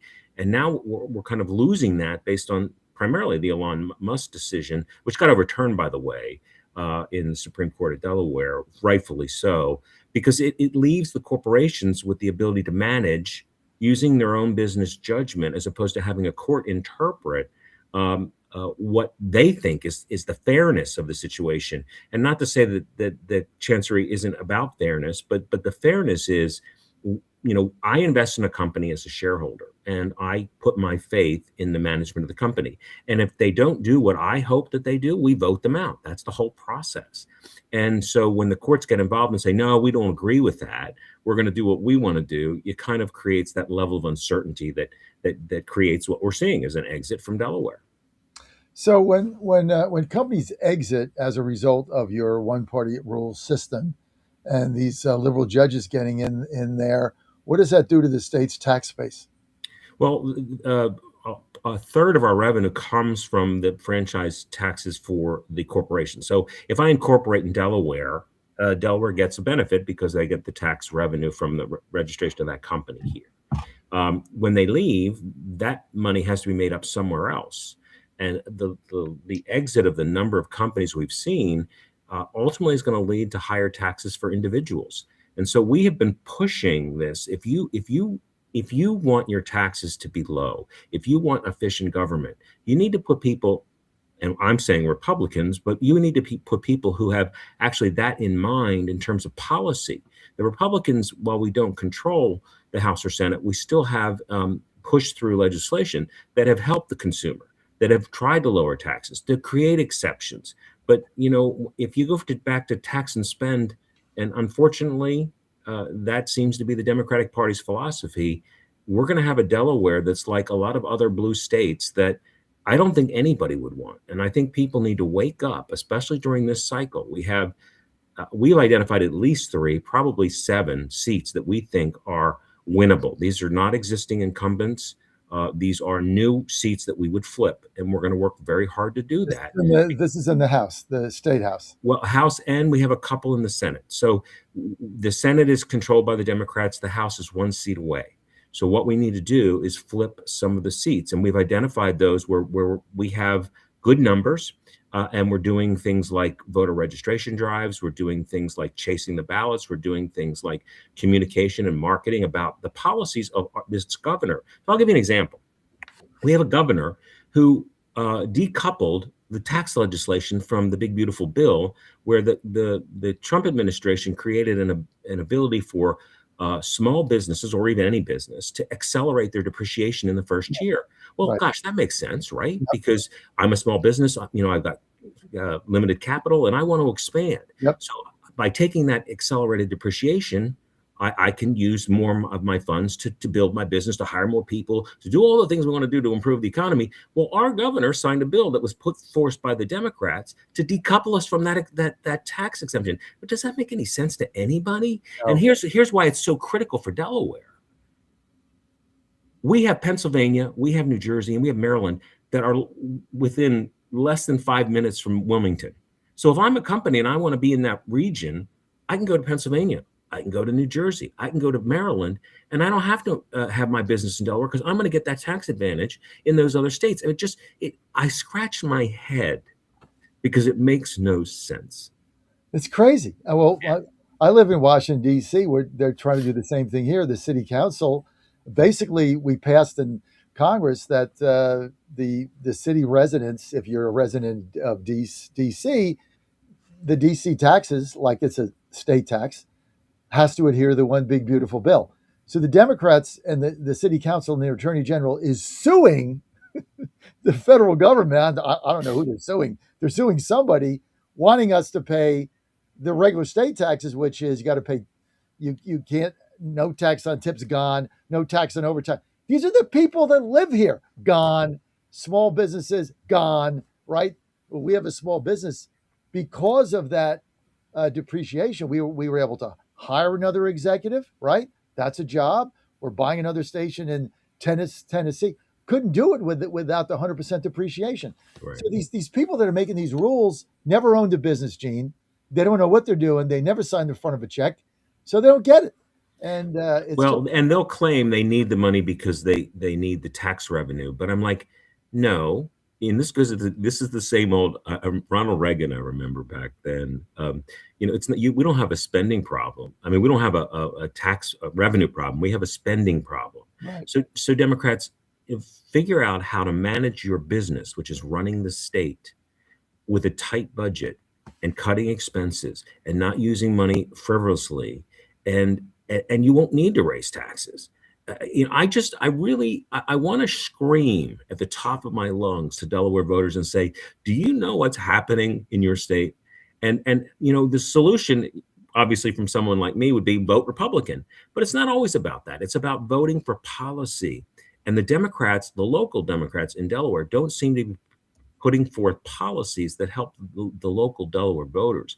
And that's why we need change. And that's why we think that we have the right candidates at the right time to go along with where the momentum of the federal government, the big, beautiful bill, the policies that the Trump administration are putting forth, and follow that same mantra in Delaware.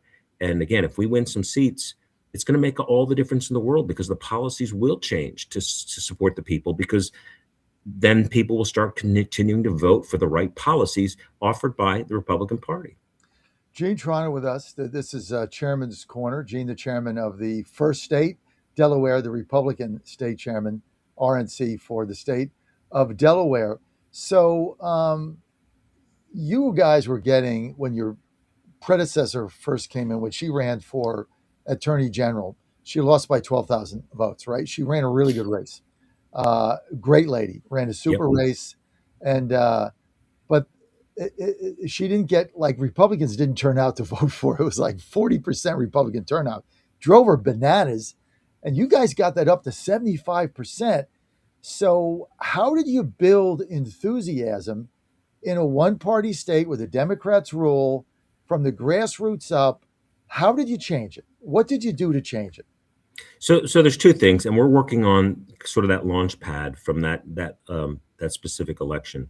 One is to change voter registration. Everybody says that's hard, but we have hired a full-time person, like a Scott Pressler type person, to go out into functions and create methods using all sorts of tools like email, phone calling, knocking on doors, to get people who are, and we've identified them through the RNC lists of potential voters in Delaware that are registered independent and Democrat. And then that flows into the get out the vote strategy, which is you got to chase people. There are a lot of Republicans, especially in this cycle, because it's an off year, who won't go out and vote. They'll tell you they're going to vote, but they won't go out and vote. So what we did then, and what we're going to do now even more, is to follow those people, to send them reminders, to call them, to knock on their doors, to email them and text them, and then continue our general messaging program. We have something today that we didn't have as much back then, and that is we post 3 social media posts a day. We've never done that. And we send out at least 3 to 5 emails a day about policies and issues from the federal level, but more importantly on the state level. When our governor does something wrong, people need to know about it, because a lot of it doesn't get reported in the mainstream media. In Delaware, the media is almost non-existent. So we have created our own network of that. So in order to continue what happened in the Julianne Murray race for AG, we're going to continue those policies, but we're going to accelerate them with full-time staff that are going to help us get the folks out. Now, if somebody doesn't want to change their registration, so if they're a Democrat or they're independent, always been a Democrat, always been an independent, I vote Republican and I'm conservative, but I just don't want to change my party for whatever reason, we're going to identify those people as well, and we're going to chase them all the way till Election Day. So we'll communicate with them, we'll call them, I mean, with their permission, right? If we start a dialogue with somebody that says, hey, we can give you some information about Delaware policies, about things that you're interested in, and we can follow you. And people will generally accept that, especially if they're interested in voting Republican. And then we have to get, the week before, the day before, the day of, have you voted yet? And so that's the hardest part about winning especially here in Delaware, where we have a disadvantage in registration, is to make sure we get out the vote. And that's what we're going to do. And that's what Julianne did. And unfortunately, a little short, but we're going to try to overcome that. You know, Gene, I love what you're doing. Just outreach, talking to voters, getting them excited, trying to flip seats. It sounds like you got a plan, you got a strategy.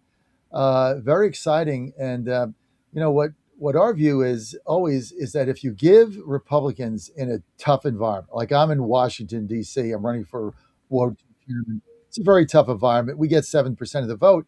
But what we find is that Republicans just don't even show up to vote because there's no reason to, right? They can't win. There's no hope and there's no enthusiasm. But what you've done is what I want to model after. I mean, you guys have figured this out. Outreach, connect with voters, keep them involved, and then give them a reason to turn out and vote. Now, do you have a closed primary system or an open primary? How's that work? Well, right now it's closed. There's proposed legislation. I don't think it's going to pass before our primary is late in the year, which is unfortunate, in September. But we only have one statewide primary. There's a couple seats where we have multiple candidates, but not a huge impact in terms of the primaries. But I always tell candidates, look, go out there to win. Right. And so if you got a primary opponent, then you're going to need to get Republicans out on September 9th and to vote for you. And then once you win, then you need to get Republicans, Democrats, and independents out to vote for you. But throughout the whole process, you've got to get out there. You got to talk to people. You got to knock on doors. That's the winning strategy. So you're in favor of keeping the closed primary system, I assume? Yeah, there's some Republicans that don't agree with me. I don't see how it helps us. Yeah, how does it help you? It doesn't, in my view, because in Delaware, what we've seen in two specific races, the Governor Markell race and the Mayor Przicki race, Republicans changed to Democrats to vote for the Democrat because they're conservative Democrats and they're well-known names, and they never changed back. So we had to chase them even harder to get them out to vote for Republican, and that's the key. I don't care how you're registered. What I care about is you're voting for conservative policies. You're voting for conservative candidates. And we'll help you make that decision with the information we can provide you about those candidates and the alternative, which is one party rule. That's our mantra. One party rule in Delaware, which would be Democrats, would destroy Delaware. I mean, we are on the edge. This is a pivotal year. We believe that we can create the momentum in the specific districts where we have either a slight advantage or we're very close. And we're going to put our effort and energy into winning those seats so that we can change the dynamic in Dover, which is our capital, to get policies that we believe most voters would want, provided they knew. And so we have to educate them about that as well. So you're confident that you can pick up, you're down by one seat in the House. You can flip a couple seats, take control of the House, get a Republican speaker? Not this cycle. So my view, this is a long-term operation. And I don't think we've ever looked at it in Delaware. We've looked at it, we're going to win all the seats. Well, no, we're not. So I'm being pragmatic and realistic. I get criticized for that. What we're going to do is create momentum. If we can win 3 to 5 seats this cycle in the House, then we're going to move in the 2028 cycle, which I think will be a better cycle for us when I think all of these economic policies of the Trump administration are going to kick in. And we'll create that momentum. So by 2030, we should be able to have a Republican-controlled House for the first time in a long time. We haven't won a statewide seat in about 10 years. We haven't won, a local seat, and we haven't won a statewide seat in 20 years. And so we can't lose a seat. We've got to gain. And once we get that momentum, I think everybody will wake up. I think even the Democrats will say, wow, the Republican Party still is not worthless and feckless, which is what people mostly say about me, which I don't care. But we're gonna do it this time. We're gonna win. Gene Toronto with us. Gene is the chairman of the Republican Party of Delaware, the first state. You know, Gene, what you just did is very inspiring. You're in a tough environment, right? And you just in a minute and 20 seconds, right? 2 minutes, you outlined a vision, a goal, a short-term objective to get to a longer-term objective, all the metrics, and you did that in 2 minutes. And if everybody else did that, I mean, if you're listening now, and I don't care if you're in a county or wherever you are, Washington D.C. like me, I mean, that's what people are looking for in the party. If things are not, if you don't have control, then what's the plan? How are you going to do it? What's your vision? What are the objectives? What are the metrics? And you laid them out. 3 seats now, then you get to 28, you get another 3 seats. Then you're going to be in a position to compete and maybe win the State House, get the issues. Meantime, you're getting outreach, you're getting people involved, young Republicans, etc. You're doing a super job. That's very inspiring for anybody out there that lists, well, I'm in a hopeless situation, like we are in D.C. Oh, we're hopeless. We get 7% of the vote. Well, I want the Gene Toronto plan. Well, the pendulum, remember this, John, the pendulum always swings. We've seen it in our lifetime. We're going to see it again. Gene, what do you think of the Fighting Blue Hens? We love them. Tell me, my wife's a graduate of Delaware, and she runs our company CEO. Tell me they don't have the best college logo in collegiate athletics. Tell me that's not the best logo. I went to the University of Delaware as well. I'm a proud Fighting Blue Hen, and we're going to fight in Delaware to win Republican seats. That magnet has gone on, we've been married 30-some years. That magnet, I think it's full of grease now. I got to wash it off one of these things. But she takes it from refrigerator to refrigerator. That's great. We've lived. These Fighting Blue Hens, man, they never do. And then when my son pitches for Maryland, they played Delaware, and she's like, oh, man, I'm what should I do? I'm like, root for Joe when he pitches. That's all you got to do. As far as the Blue Hens are concerned, whatever. So, Gene, great to have you with us. Hey, people want to follow you on all the social media. What's the handle? Delaware Republican Party. That's easy, right? At Delaware Republican. I'm going to follow you now. At Delaware Republican Party. I love what you're doing, Gene. Thanks so much. We appreciate it. Love what you're doing. Thanks for having me on. Texas Truth Line next. Jonathan Gambrell says it's not clear how this will impact the fragile ceasefire. It's been shaky, to say the least. Just this weekend, we saw an attack on the Baraka nuclear power plant here in the United Arab Emirates. Now, the UAE hasn't said who it believes is responsible, but Iran and Iranian-backed Shia militias launched numerous drone attacks during the war. Iran itself hasn't claimed it, but it continues to show people in the street armed with weapons, insisting they're ready to resume the fight. President Trump's key demand has not changed. Iran must never get a nuclear weapon. He also demands Iran allow freedom of navigation in the Strait of Hormuz. A Romanian F-16 jet, part of NATO's air policing forces in the Baltics, has shot down what's thought to be a Ukrainian drone over southern Estonia. The latest in a series of incidents in recent months in which Ukrainian drones aimed at Russia have crossed or come down in NATO territory.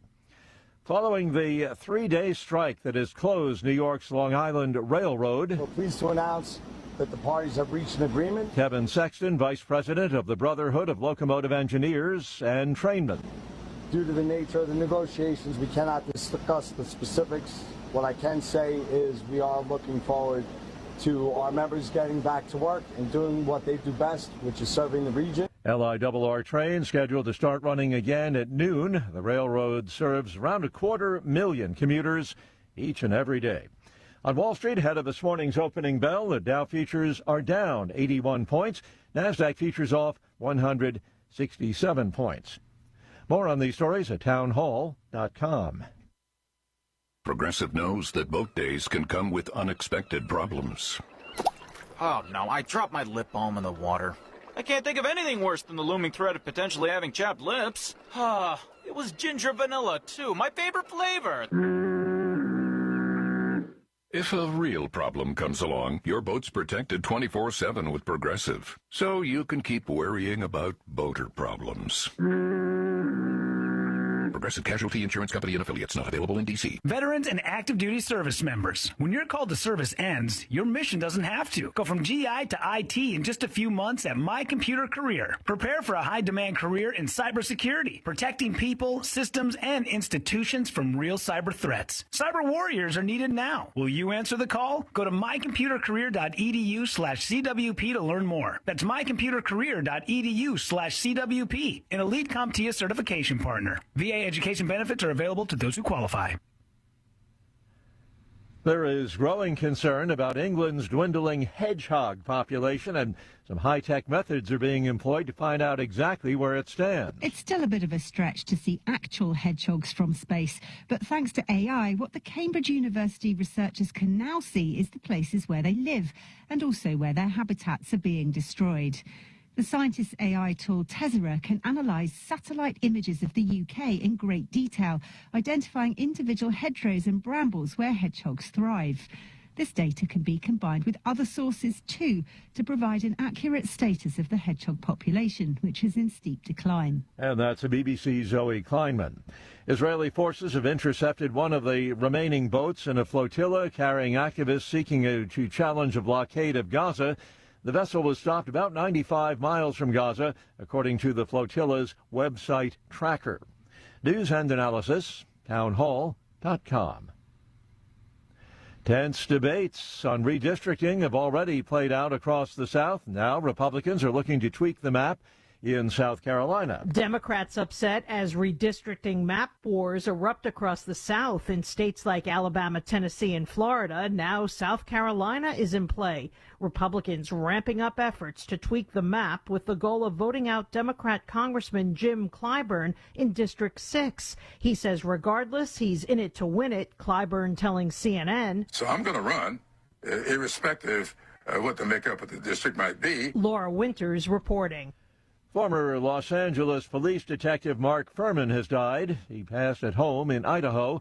Furman had pleaded no contest to a perjury charge that stemmed from his testimony at the highly publicized O.J. Simpson murder trial back in the 1990s. Mark Furman was 74 years old. More on these stories at townhall.com.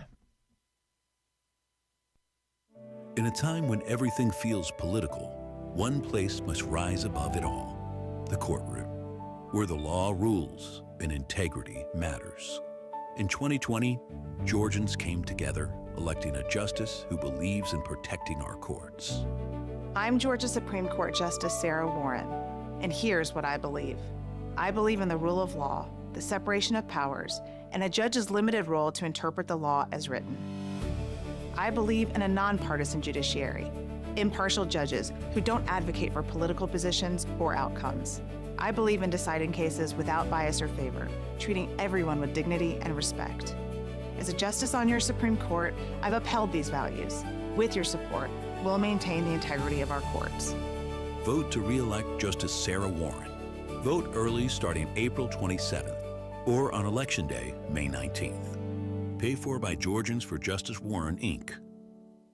Washington is wasting $500 million every year on a federal supervision system that doesn't work. Probation officers are overwhelmed. Resources are going to people who pose zero threat, while actual dangerous individuals slip through the cracks. The Safer Supervision Act stops the waste and refocuses every dollar on protecting families from harm. President Trump's own pollster found about 80% of Trump voters want this fixed. It's time for Congress to get this done. Stop the waste. Protect our communities. Visit safersupervision.com. Paid for by the Reform Action Fund. How much did you win at Rosie's Gaming Emporium? Hi, I'm Jerry from Richmond. I won a $23,000 jackpot at Rosie's. I'm Tammy. I'm from Newport News, and I just won a $5,400 jackpot from Rosie's. Hi, my name is Kim, and I'm from West Virginia, and I won $99,000 jackpot at Rosie's.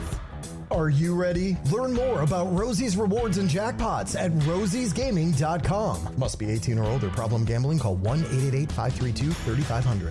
The Cats and Cosby Show. It's a common sense recap of the big stories. This meeting with China and President Trump, the stakes couldn't be higher. Listen, China's not our friend. They've been stealing our technology. They've been stealing the AI, responsible for the COVID. We have to be very, very careful about giving stuff to China. Cats and Cosby, 5 Eastern, 4 Central on the John Fredericks Media Network. It's the top news of the day. China wants the oil from Iran. They want to make a deal that's good for them and not piss us off too much. 1775 Coffee is giving away free starter kits. Try the dark or medium roast coffee with longevity blend, an infused blend with anti-aging calcium alpha-ketoglutarate, which has been clinically proven to reduce biological age. When you purchase the first 2 bags, you'll receive a free 1775 starter kit, including a third 16-ounce bag of coffee, a matte black tumbler, a frother, a gold scoop, or a reusable K-cup filter. Just order now at 1775coffee.com/Godzilla and claim your free 1775 starter kit while supplies last. Buddy Carter, warrior, great guy. President Trump and Buddy Carter are working to help Georgians keep more of what they earn by passing the largest tax cut in history, eliminating taxes on tips and overtime, and making the child tax credit permanent. Buddy Carter, warrior, great guy. From day one, Buddy Carter has stood with President Trump on his mission to make life more affordable for working families. But while President Trump and Buddy Carter were protecting our wallets, Congressman Mike Collins was abusing them. Congressman Collins is under federal investigation for misusing taxpayer funds to benefit himself and his cronies. According to the investigation report, Congressman Mike Collins, quote, may have violated federal law by shelling out government funds to one of his top aides. Georgia families have had enough of wasteful, corrupt career politicians. We just can't trust or afford Mike Collins. Paid for by Buddy Carter for Senate. I'm Buddy Carter, and I approve this message. John Fredericks. It is the most egregious thing I've seen in a lifetime. President Trump. The whole thing is ridiculous. When politics start getting wild. They want to have every single thing that you don't want. Raise taxes, men and women's sports. They're going to open up their border. Trump hits the speed dial. Thank you for calling in on such short notice. You came first, John. Wake up with the John Fredericks Show weekday morning, 6 Eastern, 5 Central on JFMN.TV, the massive J-Fred radio network, and all across the social. You came first, John. Thank you very much, and you do a great job. Don't touch that dial. You've found your home of the truth. Do you solemnly swear to tell the truth, whole truth, and nothing but the truth? With the best analysis in America. You can't handle the truth. And now back to the John Fredericks Show. Well, you're on the John Fredericks Media Network and all the John Fredericks Media apps. Thanks for being with us. Texas Truth Line coming up. Matt Rinaldi. Oh, we got a week to go. We're still waiting for this big endorsement that was announced, but it's not happened. Ken Paxton well on his way to running out the clock on the endorsement. Matt Rinaldi is going to be with us. And, well, the whole Texas Truth Line. Abraham George couldn't make it today, but we got some other guests coming on. We got Georgia to talk about today, Georgia primaries as well. We'll get Matt's take on them. Matt can talk about anything. It doesn't matter. Former chairman of the Texas Republican Party, now the chairman, Abraham George. Great guy. All right here on the John Fredericks Network, trucking the truth across America. I'm coming to you live in Washington, D.C. This segment brought to you by our great friends at Colonial Downs. Let's go. Biggest summer meet ever. Hey, they're off. Live racing returns to Colonial Downs Racetrack. Of course, we're going to be there in our suite. Our horses going from Churchill Downs all summer long. Hey, it starts on June 25th. Ooh, that's only 5 weeks away, baby. Let's go through September 7th. Experience at the greatest, most beautiful racetrack in America, right in New Kent in Virginia. Most beautiful turf track you're ever going to find. Tied with Saratoga, which is under renovation. So now we win. As long as that's being renovated, we're numero uno. No doubt about it. Live racing, June 25th to September 7th. Now experience live thoroughbred racing in an atmosphere unlike anything you've ever seen. Catch all the action. Great for the family. Thursday through Sunday, all summer long, starting on June 25th with family-friendly activities every Sunday. Make Colonial Downs your new summer tradition like Ann and I do. So much fun. Colonial Downs Racetrack, well, it's open to all ages. It's great for families. Parking, general admission, they're free. Get your tickets today at colonialdowns.com. June 25th to September 7th. Post time, 12:30 p.m. colonialdowns.com. Don't forget, check us out in our suite. And we're going to be there, kind of ship in there, and we never leave, right? Kind of like Hotel California. We go in the whole summer, we never leave. It's too much fun. So have fun, win money. It's just great. And downstairs, of course, Rosie's Gaming. So there's something for everybody. And of course, the sports book upstairs. They don't have a sports book in Texas because they don't allow gambling. They do allow pari-mutuel racing, but no sports book in Texas for you. So when I went there, I couldn't make any bets. So I don't know how many hockey bets I would have won. It's a reason not for me to go to a bus tour there during hockey season, but it's all good. In the meantime, If you want to go to GodzillaWins.com, 9 out of 10 baseball winners. Another 3 last night, 3 for 3, 9 out of 10. Godzilla on a heater. Out of the goodness of my heart. Just go to GodzillaWins.com. My picks get up about 5 o'clock at the end of the day after I do my deep analysis. 9 out of the last 10 baseball picks. Pretty good, although I did have the Sabres last night and lost in overtime. Again! So Buffalo just snake bit. 888-480-JOHN. You want to weigh in? 888-480-5646. And let's see who's on. I know Matt Rinaldi's on. Let's bring Matt in. There's Matt. You look, every time I see you, you look better.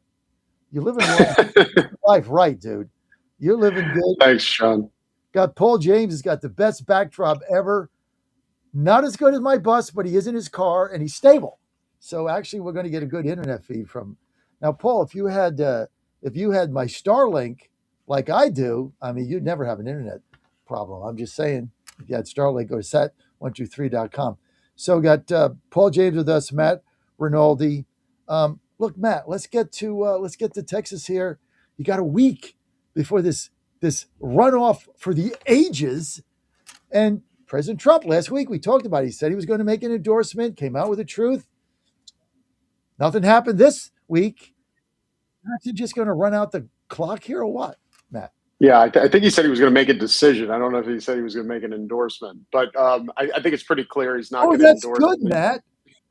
He said he'd make a decision, not an endorsement. You know what? That got past me. You're right. That's good. Yeah, he's not going to endorse in this race. I think John Cornyn came to that realization as well. He's not going to endorse in the race. I think he knows that a Cornyn endorsement would be bad for his base. Paxton, Trump share a lot of supporters, so I don't think he's going to make an endorsement in the race at all. I think Paxton's still going to win. We've seen early voting turnout on the first day of early voting in Texas. That is about 150% in some counties of early voting on the first day of the original race. So usually runoff races are about half the voters of a regular primary. Now we're seeing increased enthusiasm. That may tail off at the end, and you may see it not pace the original election. But I think what you're seeing is traditional conservative Republicans are very enthused to go out, and that Paxton Cornyn race is driving it. Wouldn't you say that favors Paxton? Yes. At least now. If you see election day turnout, last day of early voting at 150%, then I think that might favor Cornyn a little more. But on the first day of early voting, you are getting the party faithful. When you're a candidate in front of the polls, like when I was in the state legislature, we would go out in front of the polls the first day of early voting, and every single person who would come to the polls knew every candidate. They knew all the background. They knew the nuances of all the hits and attacks. So these are the most informed voters, the people who are following it. And I think those voters favor Paxton. So essentially, they were chomping at the bit. They were chomping at the bit in order to go vote. And so the first day. When was the first day of early voting for the runoff, Matt? Yesterday. So the first day of early voting in the Texas runoff, you had 150%. You had 150% of the early voters you had in the primary on day one. Is that what I understood? Correct. That's correct. Yes. In several counties. Right. That obviously varied from county to county, but we were seeing huge turnout across the state. Let's get to Paul James here. Paul, the precinct chair and YR president of his county. What's your county again? Bear County, San Antonio. Bear. I forgot it, and I can't read it in your Chiron without my glasses. So Bear County, thank you. So what do you think about? I know you're for Cornyn. What do you think about what Matt Rinaldi just said? Former chairman, former state representative in Texas, and former state chairman. Well, I agree with former chair Rinaldi. If you see those numbers really high up on the first day of early voting, those are usually your party faithful. And that's something, hopefully those align more with my candidate than his. But I'll tell you, overall, over here in Bexar County, I'm sitting actually in the car in front of my polling site, and I've been here about 30 minutes, and there's probably only been like 15 people to go through the door. So we're still not seeing that turnout. And the lower the turnout in this type of deal, I think that does favor the incumbent. So I think that's pretty common knowledge there. But I will say we've had a lot of energy for Cornyn's campaign. There's been a few trips to Bexar County, San Antonio, because we do have one of the 5 new redistricted seats up for grabs here in Bexar County.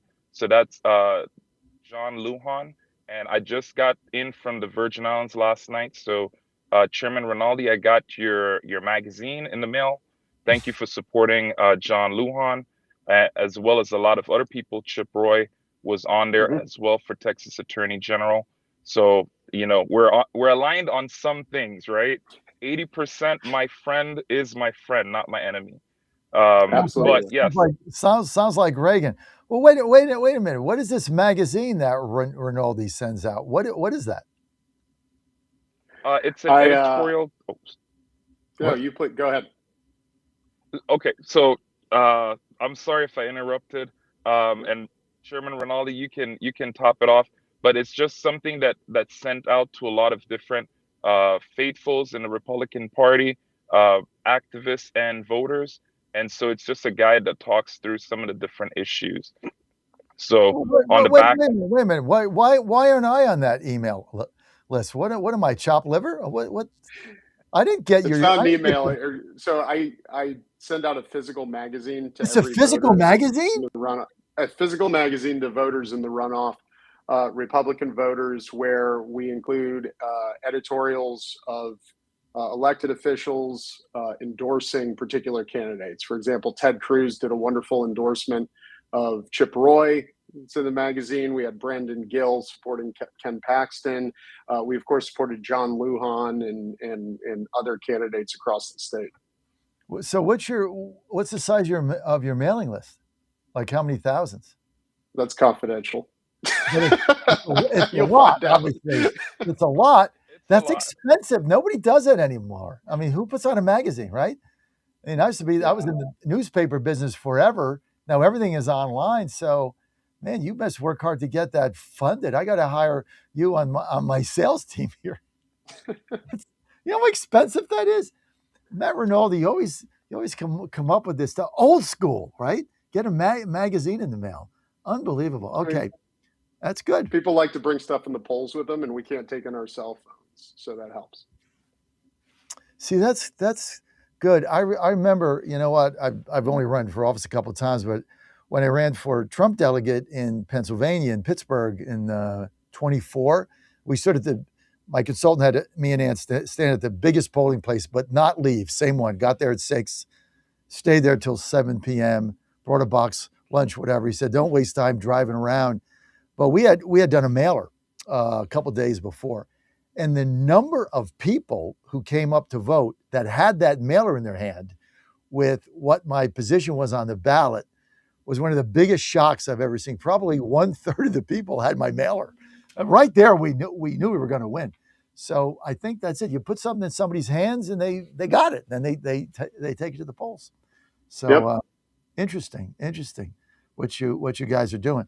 So just you're still confident, Matt, that this is Paxton's race to lose? Yeah, I mean, I think it is. I'm not going to say Cornyn couldn't pull it off, but I think the odds are about right. It's probably 2-1 Paxton right now in terms of odd, not in terms of vote count, but in terms of odds of winning. Right. I think you'll know more when you get to the end of early voting. Like I said, the first day was very heavy. I mean, it was heavy in counties that Paxton won. It was heavy in counties that Cornyn won. But I don't really think theirs is a geographic split. I think you're going to see Cornyn voters come out later in early voting. I think you're going to see Paxton voters come out early. I think you can kind of get some anecdotal evidence from that. But I just don't see this race going Cornyn's way. He hasn't landed any huge hits on Paxton. Nothing's really changed in the race, and I just don't see it happening for Cornyn. Paul James Jr., your Cornyn supporter, what's his realistic pathway here to victory? So I would tell you, prior to me going down to Virgin Islands last week, and this was just coming in from the oil field.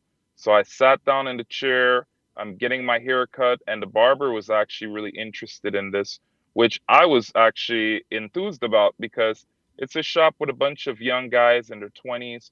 One's getting married, the other one owns the shop.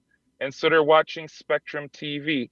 And within that hour, there had to be 4 ads for John Cornyn. I mean, dinging AG Paxton on a number of things from trustworthiness to the affairs, and then pushing himself along with the border and just a number of different things in that 1 hour span. So, and I saw nothing from Paxton, and I think that's really indicative. We've all been to the barbershop. We know people are having conversations. People are there. I mean, it's really hard to make up the difference in spending when you can hit different media markets. Social media campaign is ongoing. There's a lot of strong endorsements. Even I'm in one of the videos coming from the oil field with my hat on, with my monitor saying, we're supporting Cornyn because Cornyn is a friend to the oil field. I've been in West Texas, going across the place, every location, every company I'm working for, passing out flyers. I mean, I'm doing car wash and gas station diplomacy, handing these out. And I mean, that's the level of insurgency that I'm doing, as well as a lot of others. And I'll tell you, down here in Bexar County, we've had a lot of notable party activists that have commented they did make the decision to go out and vote for John Cornyn. So I think, when we considered this past week, we had those Senate confirmations. That was a strong thing I had been calling for. We're still not there on the SAVE Act, but I don't believe Cornyn's the holdup now. He put out that New York Post ad, and he talked about him changing that position. I think there's some other notable holdouts. They should call a vote, put those people on record so we know who we need to go after next. But there's a lot of positive things. Money is flowing. It's being used. We're seeing that energy turning out. We're hoping it turns out to a victory at the polls. What's the spending advantage here that Cornyn has over Paxton in their runoff, Matt? I don't know about the runoff. I know in the original election it was about 100 to 1. Yeah. I know, something like that, 30 to 1. He has endless amounts of money. He spent over $100 million on the race. Paxton spent probably single-digit millions, which is remarkable that we are where we are now, right? I mean, there comes a point at which you have diminishing marginal returns for your spend. I agree with that. People have heard enough. I think there actually theoretically is a point, depending on the quality of your advertising, where there's actually diminishing returns. Yeah, backfire. It's backfire. And it's a negative return. Yeah. Yeah, diminishing return, negative return, where people start getting turned off, especially if they're negative ads. People get sick of it. Of course, they say they get sick of it, but then every poll that we ever do says they respond to it. So that's why we keep doing it. They do. They do, and so that's just one of the issues. But one thing that I'm grateful for in this race is there hasn't been the ridiculous social media war that you see in some of these races that are just so nasty and ugly. You really haven't seen that, which I think is a credit to both camps. Running negative ads in the mail and TV is fine, but that social media, when they start doing that and they start attacking their family, I mean, it's just nasty stuff.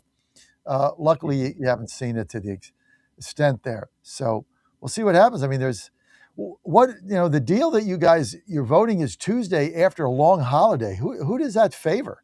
And who came up with that idea, Matt? Yeah, people generally come out in early voting in Texas. You'll see over 2/3 vote in early voting. Election day turnout now is very light. It's almost like another day of early voting. So in reality, we have 2 weeks of voting.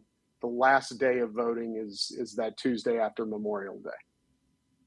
And when does early voting stop? Friday, Saturday? Early voting stops the Friday before Election Day. So the Friday before Memorial Day. So it stops this week, right? It will be the following week. Yeah, because Monday's it'd be this week. Memorial Day. Is it this week? That's right. There's 1 week of early voting for runoffs. Right. So you got 1 week of early voting. Earlier. So early voting stops on Friday. Then you don't have anything Saturday, Sunday, Monday, holiday. And then in-person voting, game day, is Tuesday after Memorial Day, when a lot of people went away on vacation. They come home. It's like, oh, yeah, I got to vote today. Just seems like an odd day to have a election, but hey, it is what it is. So I was just looking. I have to look at my wonderful mailer, which it's right there anyway. So how do I get on your mailing list? I want to get a mailer. I can't afford to send mail to DC. I'm not made of money over here. I can't even get on a mail. I never got a dinner, and I never got on Rinaldi's mail list. I mean, man, I've just fallen down. You can't even. How much is that? Like 90 cents to send me that? My God, come on, Matt. Paul, I would argue to have John put an editorial in the next edition. They'll buy an ad. I think he's worked putting a column in there and expanding that market in Texas. You deserve some syndications out here in Texas. I know. I'm going to buy an ad. Send me your rates. I'm going to buy an ad in your magazine advertising Texas Truth Line Tuesdays at 8 Central. That's what I'm going to do. So if I buy an ad in it, then can you mail it to me? I'm not selling ads in it. Do you know why? Because there's other slate mailers in the state that people sell ads to, and they end up making money off of it. I don't make a dime off it. I'm just doing it to spread the word on great candidates. So I'm not even selling ads. I'm raising money to get it out, and I don't make a dime off of it. Just good suggestions. Forward, man. You're paying it forward out of the goodness of his heart. Man, I love this guy, right? Doesn't sell ads. Don't tell that to my sales staff. We sell ads all day. That's all we do. Oh, I know. Yeah, well, that's how we survive. So we got Matt Rinaldi with us. I got to go to a break here in a couple of minutes, but let's all make our predictions, because this is it until next next Tuesday. So we'll be on again on game day. So let's make our predictions here. I'll start. Paxton wins by 6. Matt? I'm going to say Paxton by 10. Wow. No, I'm going to go Paxton by 15. What? 15? Wow. My God, that's like a blowout. Yeah. Wow. That's like long shot, but we're good. That's what I'm going with. That's like the Stars getting beat by the Wild. I'm not going to bring that up. Good win for the San Antonio basketball team last night, although I don't follow the NBA. Oh, you know it. Spurs all the way. Just told me to mention. Spurs all the way. What's your prediction? I got Cornyn +3. I think that it's going to be a tough victory. Nonetheless, he will be victorious. Well, I don't think it's going to we got a difference here of people are keeping it close to the chest. We got a spread of 18. Former chairman says Paxton by 15. And Paul James says Cornyn by 3. That's a spread of 18 points. That's a low spread. Somebody's going to be very right or very wrong. We'll see what happens. Okay, we got Beau French, Canada, Texas Railroad Commission. Coming up next with the Texas Truth Line, Matt Rinaldi, former state chairman, former state legislature, and now magazine philanthropist. And Paul James Jr. with us. I like that, magazine philanthropist. I just came up with that, Matt. Brilliant. That's good. That's good. I'm good. I mean, what can I say? I'm good. Astros get beat again last night. We suck. We're going to be right back. we stay alive. When God first created man, he breathed life into him. Our Lord also breathed spiritual life into his apostles and filled them with the Holy Spirit at the first Pentecost. Oxygen is a source of life both physically and spiritually. It's the same with fire. Oxygen is needed in order to keep a fire burning, which begs the question, are you on fire for the Lord, or has your spiritual oxygen been extinguished? To answer this, we must go to the source. The source of our spiritual oxygen is the Lord himself. Without him, there is no life within us. Those are his words, not mine. We are called to tap into this life source by baptism, daily prayer, and receiving the sacraments, especially Holy Communion if you are a Catholic, in the state of grace. If we tap into this life source every day, our lives will be filled with the love of the Lord, our spiritual oxygen. I'm Susie Kelly, and I am passionately Catholic. Buddy Carter, warrior, great guy.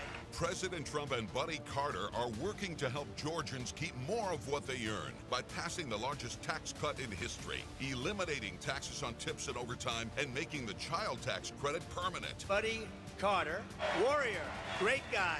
From day one, Buddy Carter has stood with President Trump on his mission to make life more affordable for working families. But while President Trump and Buddy Carter were protecting our wallets, Congressman Mike Collins was abusing them. Congressman Collins is under federal investigation for misusing taxpayer funds to benefit himself and his cronies. According to the investigation report, Congressman Mike Collins, quote, may have violated federal law by shelling out government funds to one of his top aides. Georgia families have had enough of wasteful, corrupt career politicians. We just can't trust or afford Mike Collins. Paid for by Buddy Carter for Senate. I'm Buddy Carter, and I approve this message. All right, folks, I need you to do something right now. Go to johnfredericksradio.com and take our brand new 2028 Republican presidential straw poll. Who do you want leading the ticket? Don't let the elites decide. Make your voice heard. While you're there, weigh in on two huge issues: eminent domain reform and President Trump's tariff policies. Are they protecting American workers or hurting growth? This is your movement, your vote, your voice, your choice. Go to johnfredericksradio.com right now and take the poll. This is Crom Carmichael, CEO of Solti. We got a wonderful email from one of our customers up east named Joe, and here's what he had to say.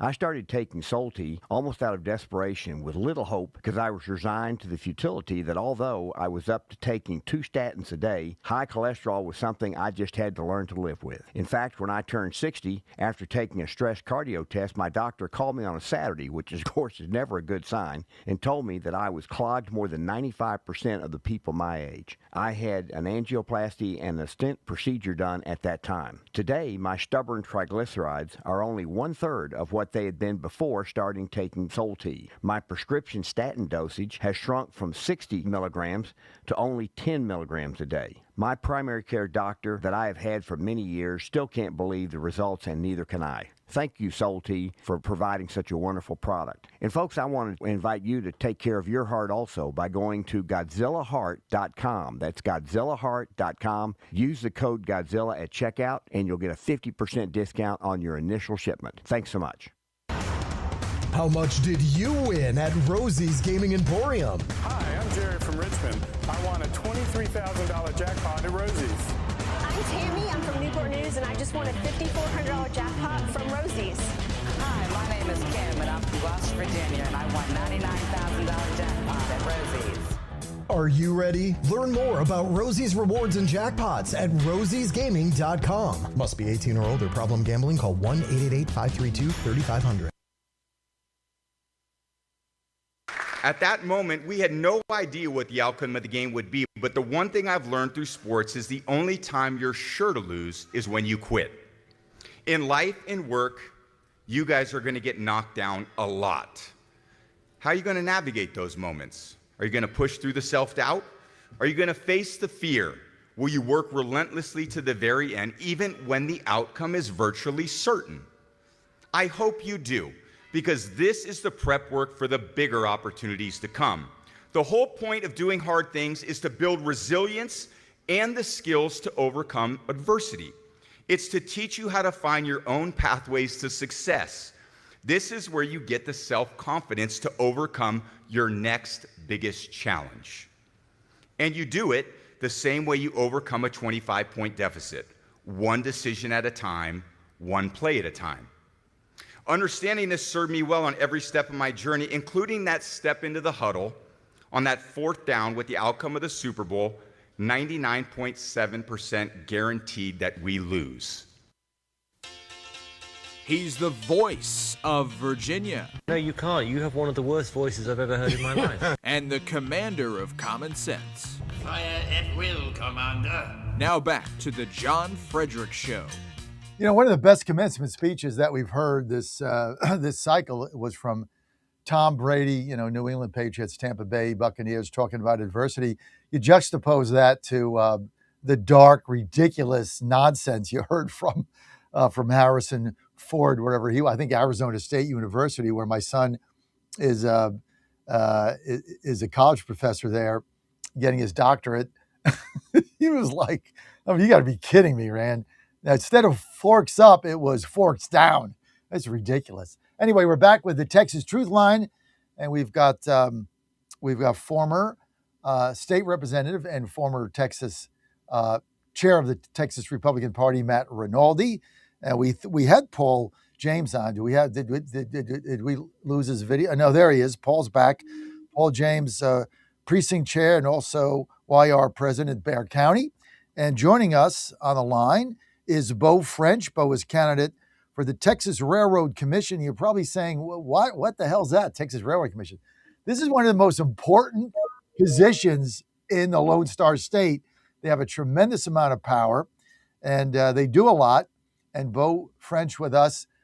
Before we get to you guys, Beau, before we get to your race, I'm gonna turn this over a second, Matt, to Georgia.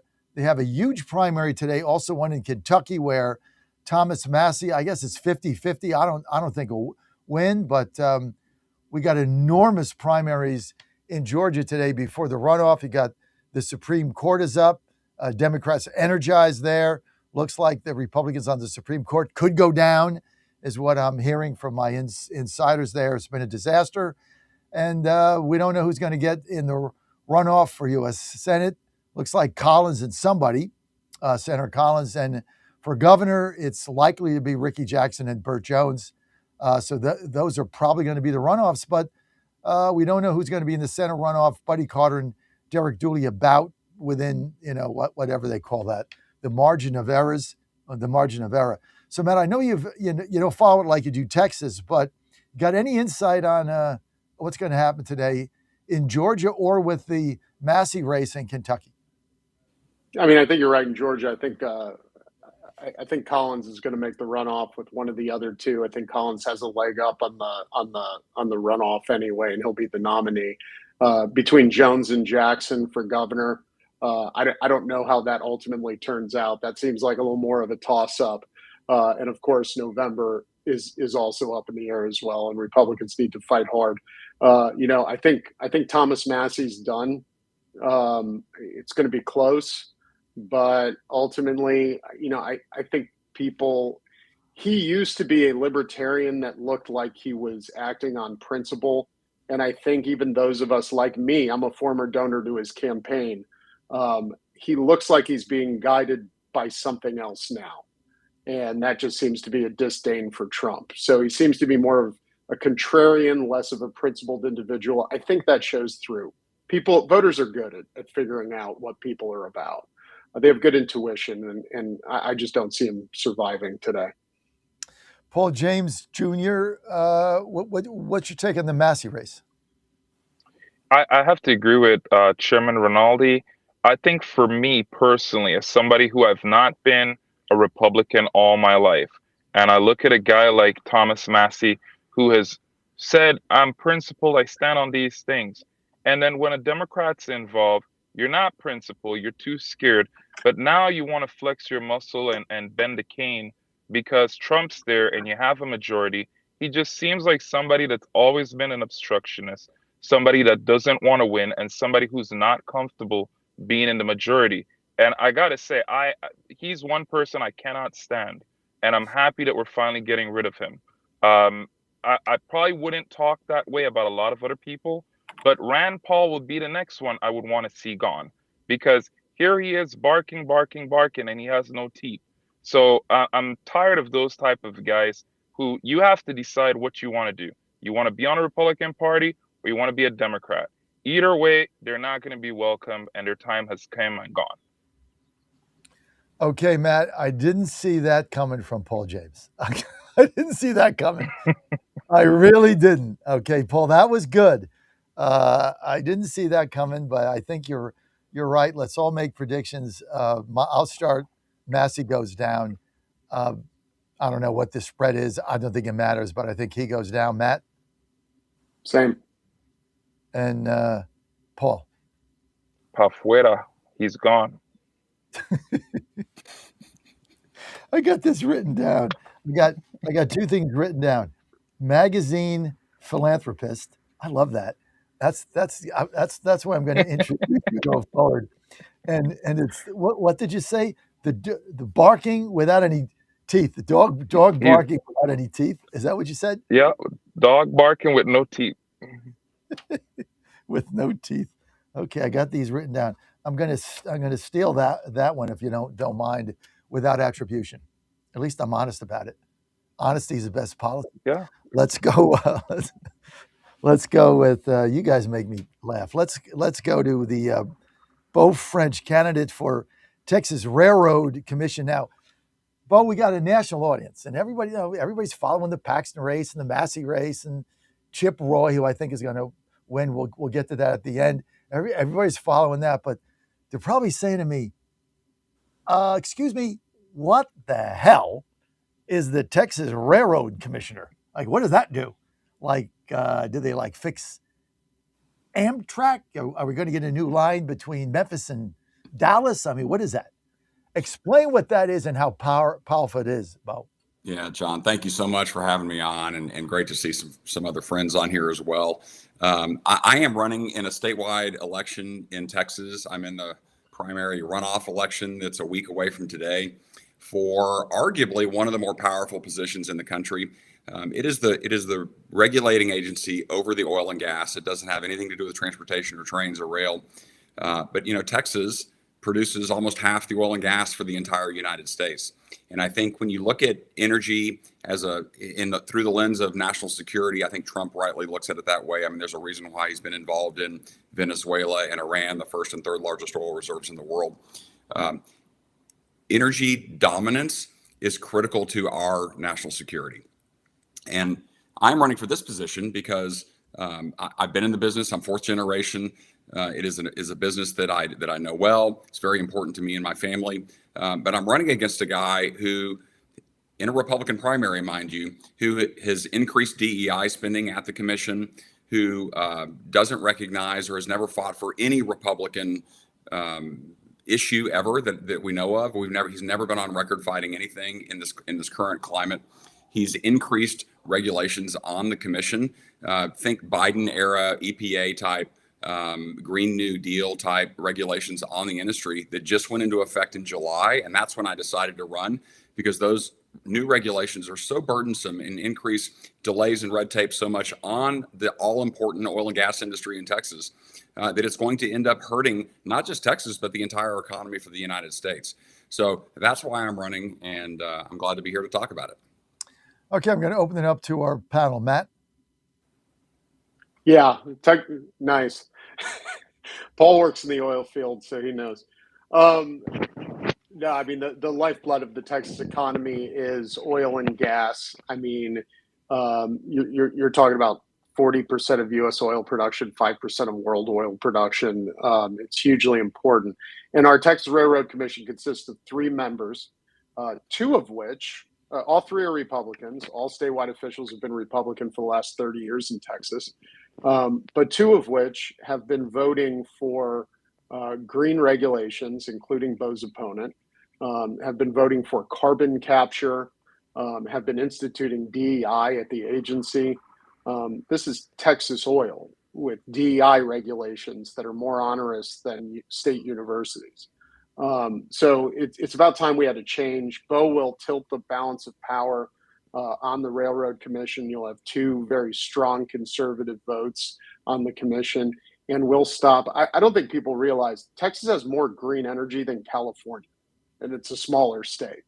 It's because we've been instituting green energy regulations by mandate in Texas for so long. And we have railroad commissioners who are supposed to promote oil and gas that are instead hindering oil and gas so they can promote these other technologies that are less reliable.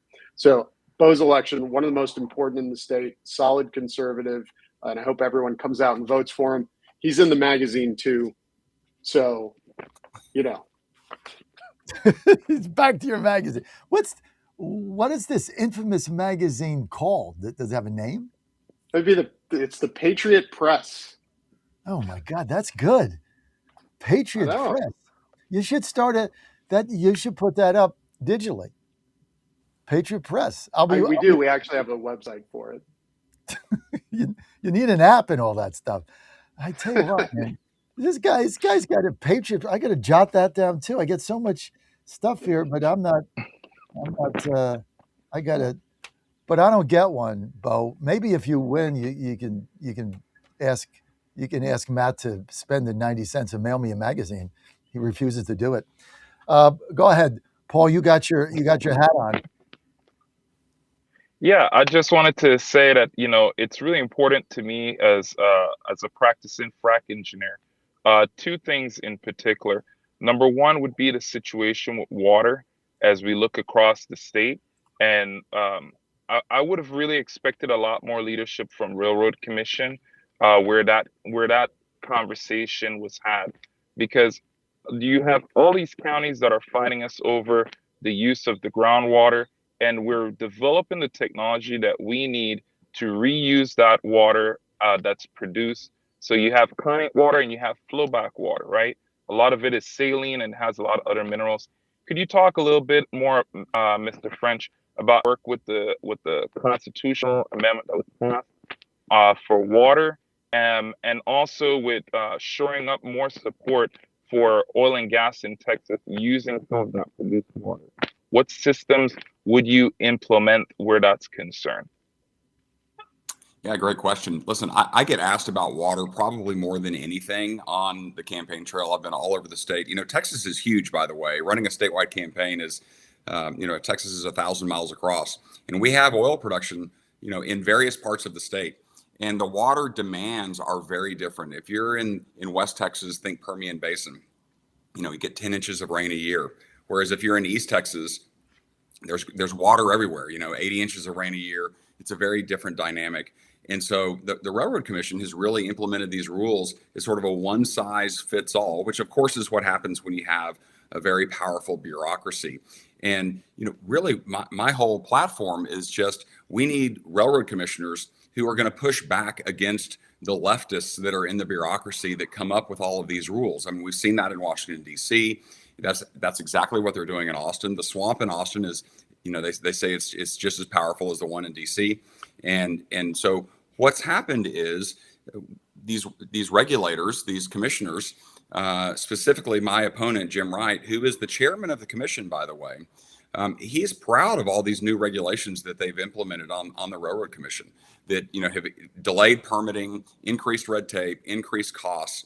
And so, we have to obviously steward our resources well in Texas. I'm a rancher also. I'm a landowner. I've got a ranch right in the middle of an oil field. So, I'm not for no regulations. I'm for the right regulations that really are regionalized and for the different types of oil production we have in Texas. There's a variety of what we do. It's not all just, big, deep, long lateral, giant frac jobs, that we see in the Delaware Basin. I mean, we have a lot of different type of oil production in Texas, some legacy production that, has been producing for, 50, 60, 70 years. And so, to apply those same rules to those, deep laterals to the 600 foot, deep wells in other parts of Texas just don't make sense. And so really it's just about having strong leadership. I'm a business guy. I'm not a politician.